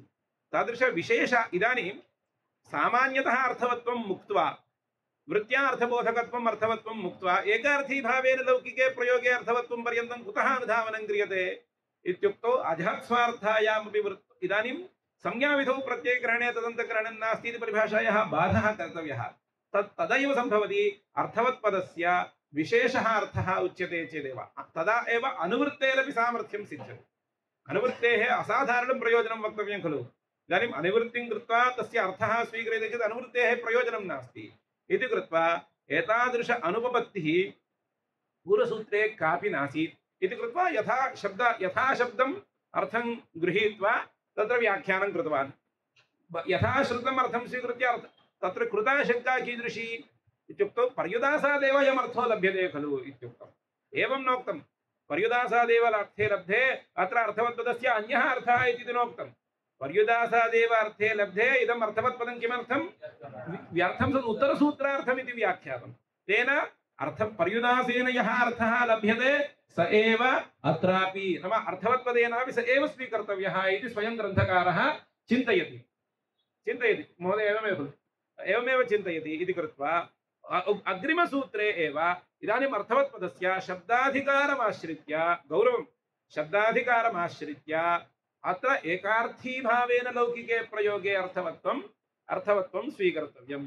एकार्थीभावेन लौकिके प्रयोगे अर्थवत्वं तु केवल शङ्कानुसारेण खलु ग्रन्थः योजनीयः। तेन किं कृतं? जहत्स्वार्थावृत्तिः अजहत्स्वार्थावृत्तिः इति पक्षद्वयमानीतं। जहत्स्वार्थायां वृत्तौ प्रयोजनमेव नास्ति इति चिन्तितम्। अजहत्स्वार्थायां वृत्तौ तु प्रयोजनमस्ति। तर्हि अर्थवत्पद यदा अजहत्स्वार्थायां वृत्तौ अर्थवत्पदं सम्बध्यते इति जातं तदापि संज्ञाविधौ प्रत्ययग्रहणे तदन्तग्रहणं नास्ति इति परिभाषायाः निषेधो न जातः। अर्थस्तु सम्भवति खलु इति कृत्वा अर्थे सम्भाव्यमानेऽपि यतः संज्ञाविधौ प्रत्ययग्रहणे तदन्तग्रहणं नास्ति इति परिभाषां बाधितुम् अर्थवत्पदस्य अनुवृत्तिः इति वदति। तेन किं ज्ञायते? एकार्थी भावेन अत्र अर्थवत्वं पूर्वसूत्रोक्त अर्थवत्वापेक्षया विलक्षणम् इति स्वीकरोति। पूर्वसूत्रार्थ तादृश इमम् अंशम् अहं विवेचयामि। एकार्थी भावेन लौकिके प्रयोगे अर्थवत्वम्। अतः इदं किञ्चित् कदाचित् किं कर्तव्यं? शास्त्रस्थपदान्येव स्वीकर्तव्यानि। तथा अभ्यासः क्रियते चेत् अग्रे पठनं सौकर्यं भविष्यति। एकार्थी भावेन लौकिके प्रयोगे अर्थवत्वम् इदं केवलकृति नास्ति, केवलतद्धिते नास्ति। अतः एकार्थी भावगणितं परिष्कारं वदति। एकार्थी भावेन लोके केवलकृत्प्रयोगमात्रेण, केवले तद्धितप्रयोगमात्रेण अर्थं नावगच्छति। कुतः? प्रयोगेव नास्ति। न केवला प्रकृतिः प्रयोक्तव्या नापि प्रत्ययः इति लोके यद्यपि लोके इयं प्रकृतिः अयं प्रत्ययः इति विभागं कृत्वा लोकाः न प्रयुञ्जते, परन्तु तथापि व्यस्तमपि न प्रयुञ्जते खलु। अविवेकेनैव प्रयोगं कुर्वन्ति लौकिकाः इति कृत्वा अविवेकमित्यस्य कः अर्थः? प्रकृतिप्रत्ययविवेकम् अन्तरा इत्यर्थः। तेन ज्ञायते विशिष्टादेव अर्थः लोके प्रसिद्धः इति ज्ञायते। रामः इति शब्दः उच्चार्यते चेदेव संज्ञा सर्वस्य बोधो भवति। यद्यपि लौकिकभाषासु नाम प्रान्तिकभाषासु विभक्तिरहितप्रयोगः क्रियते, परन्तु तत्र विभक्तिर्नास्ति इति न। तेषां विभक्तिव्यवस्था अन्यादृशी इति कृत्वैव तत्र विभक्तिरस्त्येव। विभक्तिरहितात् शब्दात् कदापि बोधो न भवति इति सर्वसम्मतं वर्तते। इति कृत्वा प्रत्ययान्तस्यैव कृदन्तस्यैव अर्थबोधकता, किं तद्धितान्तस्यैव अर्थबोधकता इत्यभिप्रायेण तेन पूर्वसूत्रोक्त अर्थवत्वापेक्षया विलक्षणम् अर्थवत्वम् अस्मिन् सूत्रे स्वीकृत्य एकार्थी भावेन लौकिके प्रयोगे अर्थवत्वमेव अत्र अभिमतं। तत् केवले कृति एकार्थी भावः इति कथनेन वृत्तिविषयता आगता खलु। प्रकृतिमन्तर केवल प्रत्ययस्य वृत्तिर्न भवति खलु। तद्धितप्रत्ययमात्रस्य वृत्तिर्भवति वा? वृत्तिर्नाम किं? परार्थाभिधानं। परार्थाभिधानं च एतादृशप्रकृतिसहकारवशादेव भवति इति कृत्वा एतादृशप्रकृतिसहकारयुक्तस्यैव अयमर्थः स्वीकर्तव्यः इति व्यवस्थापयति। अधः स्वार्थायामपि न प्रत्ययमात्रेण अर्थपर्यवसानम् इत्यभिप्रेत्य आह कृत्तद्धितान्ताभिः। लिट् धुक् इत्यादौ अधातुः इति कर्ता इत्यादौ अप्रत्ययान्तमिति पर्युदासे प्राप्ते कृदन्ते विधिरयम्। एतावत्पर्यन्तम् अत्र संज्ञाविधौ प्रत्ययग्रहणे तदन्तग्रहणं नास्ति इति निषेधो न प्रवर्तते इत्यस्मिन् अंशैव उपपादनं कृतम्। अतः अत्र यद्यपि अत्र अतः प्रत्ययग्रहणपरिभाषया कृदन्तं तद्धितान्तम् इत्यर्थः स्वीकर्तव्यः। कृदन्तस्य तद्धितान्तस्य अनेन सूत्रेण समासस्य च अनेन सूत्रेण प्रातिपसंज्ञा विधीयते इति स्थितम्। इदानीं किमर्थं पूर्वसूत्रेण कृदन्तस्य तद्धितान्तस्य च प्रातिपसंज्ञा न प्राप्ता वा इत्युक्तौ न प्राप्ता। कुतः? तत्र अधातुः इति पर्युदासः एवं अप्रत्ययः इति प्रत्ययपर्युदासेन प्रकृते उपयोगो नास्ति, प्रत्ययान्तपर्युदासश्च कृतः इति कृत्वा अत्र प्रातिपदिकसंज्ञायाम् अप्राप्तायां प्रत्ययान्तश्चेदपि कृदन्तात् प्रत्ययान्तश्चेदपि तद्धितान्तात् प्रातिपदिकसंज्ञा भवति इत्यमुम् अंशं वक्तुम् इदं सूत्रं पाणिनिना आरब्धम् इति इदं प्रसिद्धमेव। मध्ये एकः विशेषः उक्तः, लिट् धुक् इत्यादौ अधातुः इति। अत्र शब्दरत्नकारः कञ्चित् विशेषं वदति। लिट् इति कृदन्तं लिह आस्वादने इत्यस्मात् धातोः क्वि प्रत्ययः क्रियते चेत् किं जातं? सः कृदन्तो जातः। इदानीं सः मनोरमाकारः लिट् धुक् इत्यादीनां धातुत्वेन गणनं करोति। तेऽपि प्रत्ययान्ता एव खलु। प्रत्ययान्तभिन्नम् इति यः पर्युदासः प्राप्तः तद्बाधनार्थमिति वक्तव्यम्। अधातुः इति यः पर्युदासः प्राप्तः तद्बाधनार्थम् इति एकं योजितं। यदा केवल लिह् धातुः धातुः, यदा क्विप्रत्ययः योजितः सः धातुर्नास्ति खलु। इदानीं प्रत्ययान्त एव खलु सः। यद्यपि क्विप् सर्वलोपी, परन्तु इदानीं प्रत्ययलक्षणेन लिट् इति धातुर्वा कृदन्तं वा कृदन्तं कृदन्तं नाम प्रत्ययान्तम् इत्यर्थः अतः यत् उभयाभि तेन किं लिट् धुक् पङ्क्तिं पठन्तु लिट् धुक् इत्यादौ अधातुः इति कर्ता इत्यादौ अप्रत्ययान्तम् इति पर्युदासे प्राप्ते मया किं पृच्छ्यते उभयत्रापि अप्रत्ययान्तम् इति पर्युदासे एव खलु प्राप्नोति एकत्र अधातुः इति किमर्थं योजनीयं धातुर्नास्ति खलु धातुः कदाचित् धातुरासीत् विप्रत्ययः यदा कृतः सः धातुर्नास्ति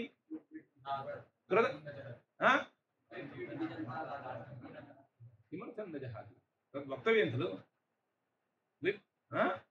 धातुत्वं न जहाति समीचीनं किमर्थं न जहाति यदि कर्ता इत्यत्र तेन किम् अपराधं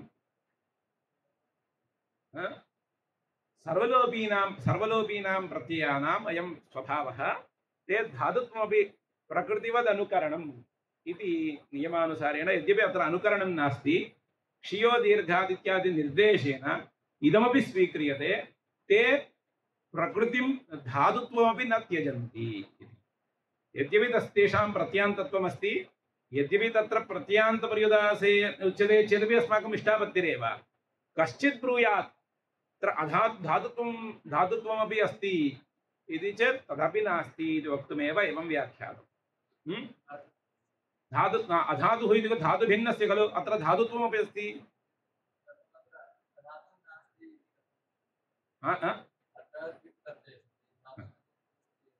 भवद्भिरेव उक्तं खलु विप्रत्ययस्य यत्र सर्वलोपी प्रत्ययः धातुमात्रं श्रूयते कदाचित् किं स्यात् कासुचित् विभक्तिष्वेव तद्धितप्रत्ययस्य कृत्प्रत्ययस्य लोपश्चेत् अस्माभिः वैलक्षण्यम् अवगन्तुं शक्यते अत्र यदा यदा क्विप्रत्ययः क्रियते धातुभ्यः अस्य वैलक्षण्यमेव नावगम्यते इति कृत्वा एव तस्य धातुत्वं न त्यजति धातुत्वं न त्यजति इति न तत्र धातुत्वप्रयुक्तकार्यमपि बहुत्र कृतमस्ति यत्र इदं सम्मतं यत्र धातुत्वं न बुद्धिमात्रं न त्यजति इति न अर्थः यतः तत्र धातुत्वं क्विप्रत्यये कृते कृदन्तत्वबुद्धौ सत्यामपि कृदन्तबुद्धिरित्यस्य का अर्थः इदानीं धातुः प्रकृतिः प्रत्ययः प्रकृतिप्रत्ययसमुदायो जातः धातुः इति ज्ञानार्थं तु केवलं प्रकृतिज्ञानम् अपेक्षते केवलं प्रकृतिज्ञानं तु नास्ति यदा क्विप्रत्ययः यः वैयाकरणः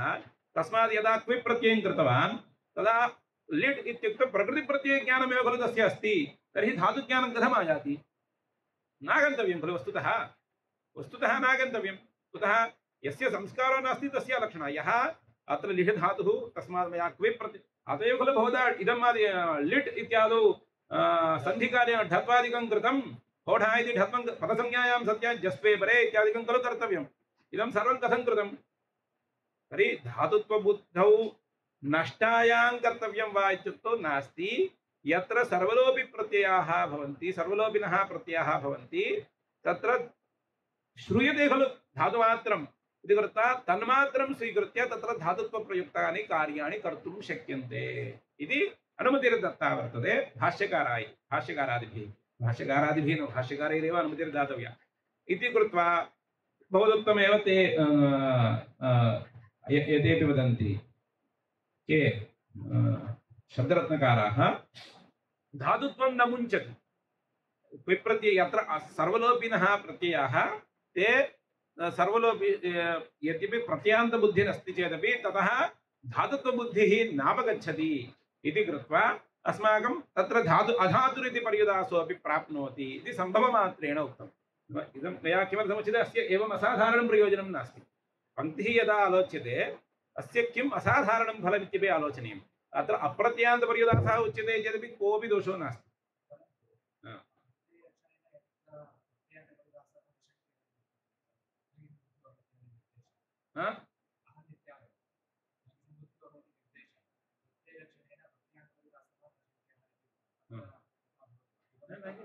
प्रत्ययलक्षणेन स्वीकृत्य किं न शक्यते इत्युक्तं प्रत्यान्तपर्युदासः नानेयः इति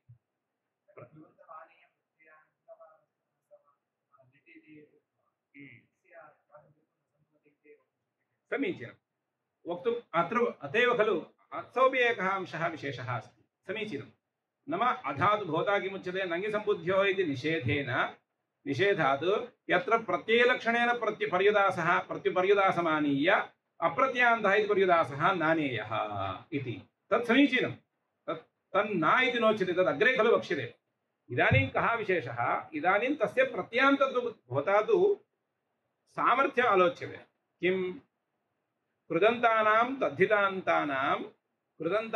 तद्धितानां च प्रातिपदिकसंज्ञा विधीयते इत्युक्तं यदा कृदन्तस्य प्रत्यान्त किमर्थं पुनः पूर्वसूत्रेण अलाभे खलु वक्तव्यं पूर्वसूत्रेणैव सिद्धं चेत् किमर्थं नूतनं कल्पनीयम् इति शङ्कायां सत्यां खलु ग्रन्थः प्रवर्तते अतः तस्मिन् सन्दर्भे इदानीं प्रत्यान्तपर्युदासः नाश्रयणीयः इति तु न सिद्धमस्ति इति कृत्वा अधातुः इति स्वयं भैरवीकारोऽपि वदति इदं नासाधारणं प्रयोजनं भैरव्यां पश्यन्तु न च दधि उपदंशमित्यादौ दधिशब्दात् तृतीया सत्त्वेन तदन्तस्य भुजिक्रियायां सम्बन्धात् कथं नमुल् इति वाच्यं त्वरायाम् एतत् समानार्थकमेव शङ्कां कृत्वा नमुल् विषये विचारं कृत्वा असाधारणप्रयोजनं तत्रैव इति व्यवस्थापयति यदि तादृशः संस्कारः दृढः अस्ति अनेन तु सम्यक् उक्तं परन्तु अस्याम् अवस्थायां नापेक्षते इति नाम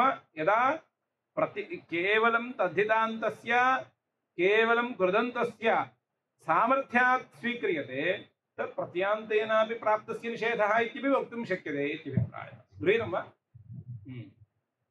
लिट् धुग् इत्यादौ अधातुः इति कर्ता इत्यादौ अप्रत्यान्तमिति च पर्युदासे प्राप्ते कृदन्ते विधिरयम् नियमार्थं नियमार्थं किं समासग्रहणं नियमार्थं न च तदेव खलु नियमार्थं न च प्रत्ययान्तत्वेन पर्युदासे प्राप्ते विध्यर्थमस्ति शङ्क्यं वाक्यस्य अप्रत्ययान्तत्वात् कः विषयः अत्र कौमुद्यां विषयः कः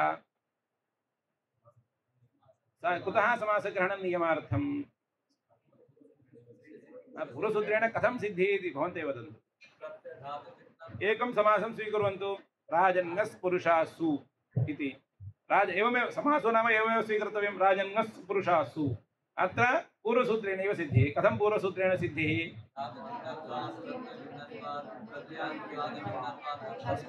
राजन्नस् पुरुषासु इति न धातुः राजन्नस् पुरुषासु इति न प्रत्ययः इदं द्वयं सम्यक् इदानीम् एक एव शङ्का उदेति राजन्नस् पुरुषासु इति प्रत्ययान्तमपि न कुतः प्रत्ययीकरणपरिभाषायाः संस्कारः वर्तते इति कृत्वा प्रत्ययीकरणपरिभाषया इदं प्रत्ययान्तमपि न अतः धातुभिन्नं प्रत्ययभिन्नं प्रत्ययान्तभिन्नम् अपि च अर्थवच्छब्दस्वरूपम् इति कृत्वा पूर्वसूत्रेणैव प्राप्ते सिद्धे सत्यारभ्यमाणो विधिर्नियमाय भवति इति नियमानुसारेण समासग्रहणं नियमार्थम् इति व्यवस्थापितं न च तदि झटिति शङ्का भवति न च प्रत्ययान्तत्वेन पर्युदासे प्राप्ते विध्यर्थं समासोऽपि प्रत्ययान्त एव कुतः सुप्रत्ययान्तः प्रत्ययान्तो नाम सः किं मन्यते प्रत्ययः अन्ते यस्य सः प्रत्ययान्तः इति संस्कारवान् पृच्छति किं न च प्रत्ययान्तत्वेन पर्युदासे प्राप्ते विध्यर्थमस्ति शङ्क्यं वाक्यस्य अप्रत्ययान्तत्वात् वाक्यस्य अप्रत्ययान्तत्वात् नाम भवदुक्तमेव वाक्यस्य अप्रत्ययान्तत्वात् राजन्यस् पुरुषासु इति वाक्यं एतावता समासो न जातः खलु अतः रामः रामासु गच्छति गम्मुति इत्यस्य राजन्यस् पुरुषासु इत्यस्य वैलक्षण्यं नास्ति प्रक्रियादशायां सर्वं समानं तदपि वाक्यम् इदमपि वाक्यम् अस्य वाक्यस्य इदानीं प्रत्ययान्तत्वं नास्ति कुतः प्रत्ययान्तत्वं नास्ति प्रत्ययग्रहणे यस्मात् स विहितस्तदादितदन्तशब्दस्वरूपं ग्राह्यं यः प्रत्ययः यस्माद् विहितः तदादिशब्दस्वरूपं ग्राह्यं तदादिशब्दस्वरूपं तु पुरुषशब्दो वा भवेत् राजन् शब्दो वा भवेत् राजपुरुष यद्यपि अन्ते प्रत्ययः कः सुप्रत्ययः सुप्रत्ययः कस्मात् विहितः पुरुषात् विहितः न तु राजन्नस् पुरुषः इत्यस्मात् विहितः इति कृत्वा तस्य प्रत्ययान्तत्वेन ग्रहणं नास्ति इति परिभाषासहकारेणैव अस्माकं सः अर्थः गृहीतः इति कृत्वा किमुच्यते अत्र वाक्यस्य प्रत्यान्ततैव नास्ति इति समाधानम् उक्तम् प्रत्ययग्रहणे यस्मात् स वेदस्तदादेरेव ग्रहणात् इदं तु भवतां प्रसिद्धम् अत्र न गच्छामि इदानीम् एकः अनयोः विवादविषयः एकः आरभ्यते न च स्त्रीप्रत्यये तदादिनियमो निषिद्धः का परिभाषा स्त्रीप्रत्यये च अनुपसर्जनेन परिभाषायाः प्रथम अर्थः न आविष्कर्तव्यः। परिभाषायाः अर्थः गृह्यते चेत् इयं शङ्कैव नोदेति। स्त्री सः किं चिन्तयति, परिभाषा किं वदति वस्तुतः, अनुपसर्जन स्त्री प्रत्यय विषये तदादिनियमो नास्ति। एवं खलु, स्त्री प्रत्यये च अनुपसर्जनेन, अनुपसर्जन स्त्री प्रत्यय विषये तदादिनियमो नास्ति इति। इदानीं किं करोति, किञ्च तस्याः परिभाषायाः नियमद्वयम्। सा परिभाषा कदा प्रवर्तते, अनुपसर्जन स्त्री प्रत्यय विषये एव प्रवर्तते इति एकः। द्वितीयं स्त्री प्रत्यय मात्रे प्रवर्तते, स्त्री प्रत्यय साधारणे सा परिभाषा न प्रवर्तते इति। तत् कथम् इति अहम् अग्रे वक्ष्यामि। परिभाषायाः सञ्चारार्थं स्थलद्वयम् अपेक्षते। नियम कंडीशन शुड अप्लाई। किं तत्, अनुपसर्जनत्वम् एकम् अपेक्षते, द्वितीयं स्त्री प्रत्यय साधारण, इदं सूत्रं यः अंशः स्त्री प्रत्यय अस्त्री प्रत्यय साधारणः तत्रापि इदं सूत्रं न प्रवर्तते। स्त्री प्रत्यय मात्रे एव प्रवर्तते। सः धर्मः स्त्री प्रत्यय मात्र वृत्तिर्भवेत्, तदा एव अयम् अंशः प्रवर्तते इति स्थितिः। इमम् अंशद्वयमपि विस्मृत्य पृच्छति, किं स्त्री प्रत्ययः खलु। इदानीं पूर्वपक्षी सिद्धान्ती किं वदति, समासग्रहणं नियमार्थम्। अवश्यं पूर्वपक्षी कः भवेत्, विध्यर्थवादी भवेत्। समासग्रहणं नियमार्थम् इति वदति यः सिद्धान्ती, तस्य पूर्वपक्षः तस्य प्रश्नः तस्य उपरि प्रश्नम् उद्भावयितुं कीदृशः पक्षः आनेयः, विध्यर्थ एव आनेयः। अत्र विधिः कथं वक्तव्यः, अपूर्वांशं स्वीकृत्य एव वक्तव्यः। तादृशं स्थलम् आनयति यत्र पूर्वसूत्रेण न सिद्धम्। कुत्र भवन्तः किम् अवोचन्, समासः वर्तते, समासः प्रत्ययान्तः, प्रत्ययान्तो नास्ति इति। न, समासः प्रत्ययान्त एव। एकं यद्यपि राजपुरुषः इति मास्तु, राजकुमारी इति शब्दं स्वीकुर्वन्ति। राजकुमारी शब्दस्तु प्रत्ययान्त एव। कुतः, स्त्री प्रत्यय विषये अयं नियमः, तदा प्रत्ययीकरण परिभाषा न प्रवर्तते। स्त्री प्रत्यय चानुपसर्जनेन इति परिभाषया प्रत्ययीकरण परिभाषायाः निषेधः कृतः। अतः यत्र स्त्री प्रत्यय चानुपसर्जनेन इति परिभाषया प्रत्ययग्रहणे यस्मात् स वेदस्तदादेस्तदन्तस्य ग्रहणमिति परिभाषायाः बाधः कृतः, तत्र तादृशोऽपि समासः अस्ति राजकुमारी इत्यादि। तत्र पूर्वसूत्रेण प्रातिनिसंज्ञा न प्राप्नोति। कुतः, अयं प्रत्ययान्तः। यत्र प्रत्ययग्रहण परिभाषायाः बाधो नामकः प्रत्ययः यः अन्ते वर्तते स एव ग्राह्यः इत्यर्थः। यस्मात् विहितस्तदादितदन्तशब्दस्वरूपमेव न ग्राह्यं, नाम यत्किमपि स्वीकर्तुं शक्यते इति आगतं। तर्हि राजकुमारी इति शब्दः स्त्री प्रत्ययान्तः। स्त्री प्रत्ययान्तः इति कृत्वा तत्र यस्मात् प्रत्ययविधिस्तदादेस्तदन्तस्य ग्रहणमिति परिभाषा न प्रवर्तते। किं जातं, प्रत्ययान्तमेव जातं। प्रत्ययान्ते जाते पुरुषसूत्रेण न प्राप्तं, पुरुषसूत्रेण अप्राप्ते तत्र विध्यर्थं समासग्रहणम् अपेक्षते खलु इति प्रश्नवाशयः। गृहीतो वा इति नियमो तदा यदा पूर्वपक्षी अत्र विध्यर्थवादी पूर्वपक्षी नियमः साधनीयः। नियमो एवञ्च राजकुमारी इत्यादौ विध्यर्थमस्ति इति चेत् मयैवं। वस्तुतः अत्र शब्दरत्नं पूर्वं पठन्ति वा, अनेन सहैव पठन्ति वा? तथा वा? तर्हि वयं प्रथमं मूलं पठामः। राजकुमारी इत्यादौ विध्यर्थमस्ति इति चेत् मयैवम् अन्तरङ्गस्यापि हल् ज्ञादिलोपस्य लुग्विषये अप्रवृत्य श्रूयमाणे एव सुपि समास प्रवृत्तेः।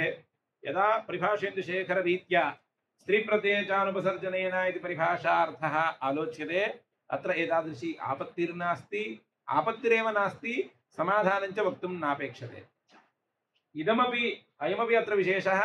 परिभाषेन्दुशेखरे अग्रे नागेशेन यः अर्थः वर्ण्यते सः दीक्षितस्य असम्मतः इति न, तमर्थं स्वयं स्वकीय शब्दकौस्तुभे दीक्षितः स्वीकरोति। अतएव अत्र व्याख्यानावसरे किं वदति, कश्चन एवं तदभ्युपेत्यवादः इत्युच्यते। यदा पाण्डित्यं वर्तते, विद्वत्ता वर्तते, तदा तथैव किमर्थं समाधानं वक्तव्यम्, अन्यया रीत्यापि समाधानं ब्रूमः इत्यभिप्रायेण ग्रन्थकारः समाधानं वदति। अन्तरङ्गस्यापि हल्ज्ञादिलोपस्य लुग्विषये अप्रवृत्या श्रूयमाणे एव सुपि समास प्रवृत्तेः। सः किं चिन्तयति समाधान प्रश्नस्तु कः प्रश्नः गृहीतः कः प्रश्नः आसीत् राजकुमारी इति शब्दं स्वीकरोमि अयं राजकुमारी शब्दः प्रत्ययान्त एव भवति अत्र प्रत्ययकरण परिभाषा न प्रवर्तते तत् कृत्वा पूर्वसूत्रेण प्रत्ययान्तपर्युदासवशात् पूर्वसूत्रेण अप्राप्ते समासवशात् अनेन विधातव्यं खलु इति इदानीं सिद्धान्तिना कीदृशं समाधानं वक्तव्यम् अत्र पूर्वसूत्रेण प्राप्तिरित्येव साधनीयं तदा एव नियमार्थता सङ्गच्छति नूतनं न साधनीयं पूर्वसूत्रेणैव इति तदा वदति एकं कार्यं कुर्मः इदानीं स्त्रीप्रत्ययचानुपसर्जनेन इत्यस्य परिभाषायाः चिन्तनं मास्तु ग्रन्थकारः चिन्तयति राजन्नस् कुमारी सु इति खलु तत्र अलौकिकविग्रहवाक्यम् इदानीं तत्र कार्यद्वयं प्रसक्तं राजन्नस् कुमारी सु इत्यत्र हल्यादिना हल्याभ्यो दीर्घात् सुदिस्य पृक्तं हल इति सूत्रेण विभक्तिलोपः एवं अनेकमन्य राजकुमारी इत्यत्र राज्ञः कुमारी षष्ठी तत्पुरुषः कश्चन समासश्च प्राप्तः इदानीं समासः पूर्वं कर्तव्यं वा समासः पूर्वं कर्तव्यो वा लोपः पूर्वं कर्तव्यं वा प्रथमं किं कर्तव्यम् इत्युक्तौ यद्यपि हल्यादिभ्यो इति हल्यादिलोपः यः वर्तते सः एव अन्तरङ्गः समासश्च बहिरङ्गः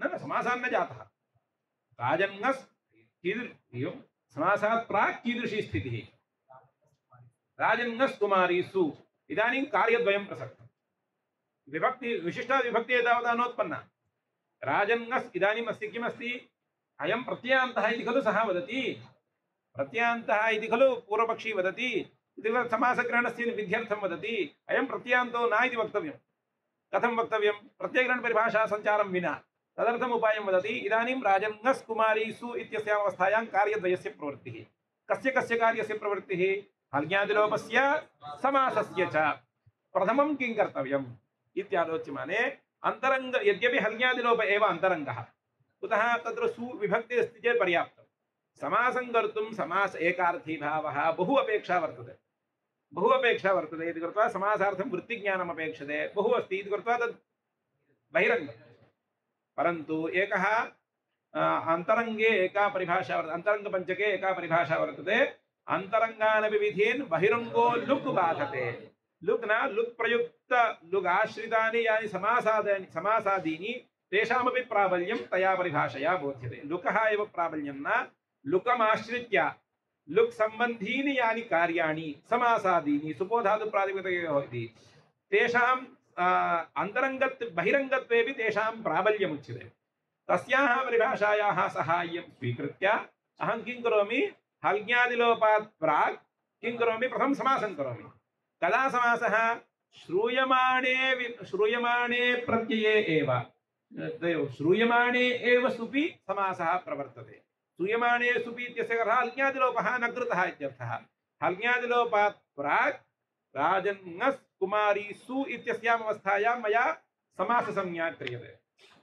इदानीं पश्यन्तु राजन्नस् पुरुषासु इति समाससंज्ञा कृतायां समाससंज्ञायां कस्य समाससंज्ञा कृता श्रूयमाणे एव सुपि समाससंज्ञा खलु श्रूयमाणे एव सुपि समाससंज्ञा कृता समाससंज्ञायां सुपोधातु प्रातिपदिकयोः इत्यनेन लुक् जातः इदानीम् अस्य प्रत्ययान्तत्वमस्ति वा लुक् खलु श्रूयमाणे एव सुपि यदि हल्यादिलोपः क्रियते तदा प्रत्ययलक्षणं स्यात् मया उक्तं खलु तदुक्तम् अत्र नानेव ग्रन्थकारः यया रीत्या अत्र प्रत्ययलक्षणं स्वीकृत्य पूर्वपक्षं करोति प्रत्ययलक्षणं स्वीकृत्य प्रत्ययान्तपर्यदा सः भवति इति खलु शङ्कां करोति यावत्पर्यन्तं सः अभिप्रायः नाविष्कृतः पङ्क्तेः अभिप्रायः ज्ञातव्यः स तु भवदुक्तः अर्थः शब्दरत्नपङ्क्तिः भवता या शङ्का कृता अग्रे या शङ्का क्रियते शब्दरत्नकारस्य अभिप्रायः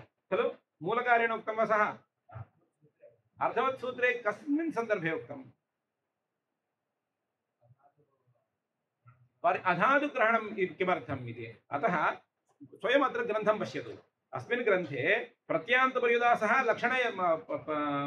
प्रत्ययलक्षणेनैव आनयति अतः तम् अंशम् आच्छाद्यैव वयं गच्छामः हल्यादिलोपस्य लुग्विषये इदानीं किं कृतं श्रूयमाणे एव सुपि समास प्रवृत्तेः तत्र च अप्रत्ययान्तत्वेन प्रवृत्तायाः इदानीं मया उक्तं खलु इदानीं पूर्वसूत्रेणैव अस्य प्राप्तिः इदानीं नियम सिद्धान्तिना वक्तव्यं यदा श्रूयमाणे एव स्तुपि मया समाससंज्ञा कृता श्रूयमाणः प्रत्ययः सुप्रत्ययः स तु सुपोधातु प्रातिपदिको इत्यनेन लुप्तः इति कृत्वा राजपुरुषा इति वर्तते इदानीं राजकुमारी इति वर्तते इदानीं सः प्रत्ययलक्षणं कुर्वन्तु इदानीं प्रत्ययलक्षणं वा किमपि कुर्वन्ति चेदपि तस्य प्रत्ययान्तत्वं तु नायात् लुक् खलु लुक् खलु कृतः वस्तुतः प्रत्ययलक्षणमेव कर्तुं न शक्यते यदि हल्ग्यादिलोपः क्रियेत कदाचित् प्रत्ययलक्षणस्य सम्भावना स्यात् अत्र तु समासप्रयुक्तः लुक् च कृतः इति कृत्वा समासप्रयुक्ते लुकि च कृते इदानीं प्रत्ययान्तज्ञानमेव नास्ति इति कृत्वा खलु लुक् खलु कृतः समासाश्रयः लुक् इति कृत्वा अत्र नलमताङ्गस्य इति निषेधेन तत्र भवता किं कर्तुं न शक्यते अत्र प्रत्ययलक्षणेन भवता प्रत्ययान्तज्ञानमेव न भवितुमर्हति अत्र प्रत्ययान्तबुद्धिरेव नायाति इति कृत्वा यतः प्रत्ययान्तबुद्धिर्नास्ति तः पूर्वसूत्रेणैव सिद्धे सत्यारभ्यमणो विधिर्नियमाय भवति इति नियमानुसारेण अत्र नियमता वक्तुं शक्यते नर्मदाङ्गस्य अनुमदाशब्देन लुप्ते तन्निमित्तम् अङ्गकार्यं न स्यात् इदम् अयमपि समीचीनः प्रश्नः किं वदति अङ्गकार्यं नाम किं न अङ्गोद्देश्यकं कार्यं न वा अङ्गोद्देश्यकं कार्यम् अस्य प्रश्नस्य अभिप्रायः समीचीनः कः इदानीं प्रातिपदिकसंज्ञा खलु विधीयते प्रातिपदिकसंज्ञा अङ्गमुद्दिश्य तथैव चिन्तयति प्रातिपदिकसंज्ञा कस्य भवति विभक्तायाः लुकि इदानीं प्रातिपदिकसंज्ञा कस्य कर्तव्या राजपुरुषः इति समुदायस्य खलु कर्तव्यं तस्यैव इति परन्तु तदपि न समीचीनं प्रत्ययलक्षणस्य निषेधः तदा भवति विशिष्टादयः प्रत्ययः उत्पद्यते तन्निमित्तकं यदा कार्यं भवति तदा एव प्रत्ययलक्षणनिषेधः कर्तव्यः अत एव शब्दरत्नकारः इमं ग्रन्थं खण्डयति अवगतं वा अनेन प्रश्नः समीचीनः प्रश्नः अनेन किं पृष्टं नलमदाङ्गस्य इति निषेधः कदा प्रवर्तते लुमदाशब्देन लुप्ते तन्निमित्तम् अङ्गकार्यं न स्यात् प्रातिपदिकसंज्ञा अस्ति खलु यद्यपि राजपुरुषः इति अङ्गस्य क्रियते अङ्गस्य न क्रियते प्रकृतेः क्रियते कः भेदः अङ्गत्वं कदा आयाति प्रत्यये परे एव पूर्वस्य अङ्गत्वं यदा यावत्पर्यन्तं विशिष्टात् प्रत्ययो नोत्पद्यते परन्तु यदावत्पर्यन्तं प्रातिपदिकसंज्ञा नास्ति तावत्पर्यन्तं प्रत्ययो नोत्पद्यते यावत्पर्यन्तं प्रत्ययो नोत्पद्यते तावत्पर्यन्तम् अस्य अङ्गत्वं नास्ति अतः प्रातिपदिकसंज्ञा न अङ्गोद्देशिका नापि अङ्गाधिकारविहिता च इति कृत्वा नलमदाङ्गस्य इत्यस्य विषयता एव नास्ति विषयता नास्ति तथापि स्वीकरोति इति कृत्वैव अत्र अस्वारस्यं प्रकटयन् ग्रन्थकारः किं वदति तर्हि मया पूर्वोक्तरीत्या कथं वक्तव्यम् इत्युक्तौ नलमताङ्गस्य इति सूत्रं वर्तते खलु भाष्यकारैः तत् सूत्रं प्रत्याख्याय नलुमता तस्मिन् इति सूत्रं व्यवस्थापितं नलमता तस्मिन् इत्यत्र तत्सिद्धान्तरीत्या तत्सिद्धान्तं मनसि कृत्य अयम् अत्रापि नलमदाङ्गस्य इति सूत्रस्य सञ्चारः कर्तुं शक्यते तस्मिन् नाम तस्मात् यः प्रत्ययः उत्पत्स्यते तदादादीकृत्यापि विषयसप्तमीं स्वीकृत्यापि योजनीयम् इति परन्तु क्लेशः कः भाष्य वस्तुतः सिद्धान्तः स एव मया प्रकृतिसन्दर्भो नास्ति भवता पृष्टमिति कृत्वा उच्यते सिद्धान्तस्तु नर्मदा तस्मिन्नेव परन्तु मनोरमाकारस्य इदं विचित्रम् इदं नर्मदा तस्मिन् इत्येव स्वयं नर्मदा तस्मिन् इति यः भाष्यकारी यः सिद्धान्तः तं सिद्धान्तं स्वयं नाङ्गीकरोति परन्तु तत् सिद्धान्तेन यः अर्थः लब्धः तम् अर्थमत्र स्वीकृत्य योजयति इति विशेषः अग्रे स्वयं तत् खण्डयति नर्मदा तस्मिन् इति सिद्धान्तम् अहं नाङ्गीकरोमि इति स्वयं वदति प्रकृतेति योजयति इत्यर्थः एवम् इदम् अतः परन्तु सः अग्रिमः जातः न च अप्रत्ययान्तत्वेन प्रवृत्तायाः तत्र च अप्रत्ययान्तत्वेन प्रवृत्तायाः संज्ञायाः एकदेशविकृतन्यायेन विभक्तिलुक्यपि असुलभत्वात् अत एव गोमप्रियः इत्यादौ नुमादयो न अत एव इत्यनेन अंतरंगानपि विधीन् बहिरंगो लुक् बाधते इति परिभाषा स्वीकारादेव गोमत्प्रियः इत्यादि रूपाणि सिद्ध्यन्ति। अत एव नाम पूर्वेण सम्बन्धो न परिभाषायाः स्वीकारात् इत्येव अर्थः।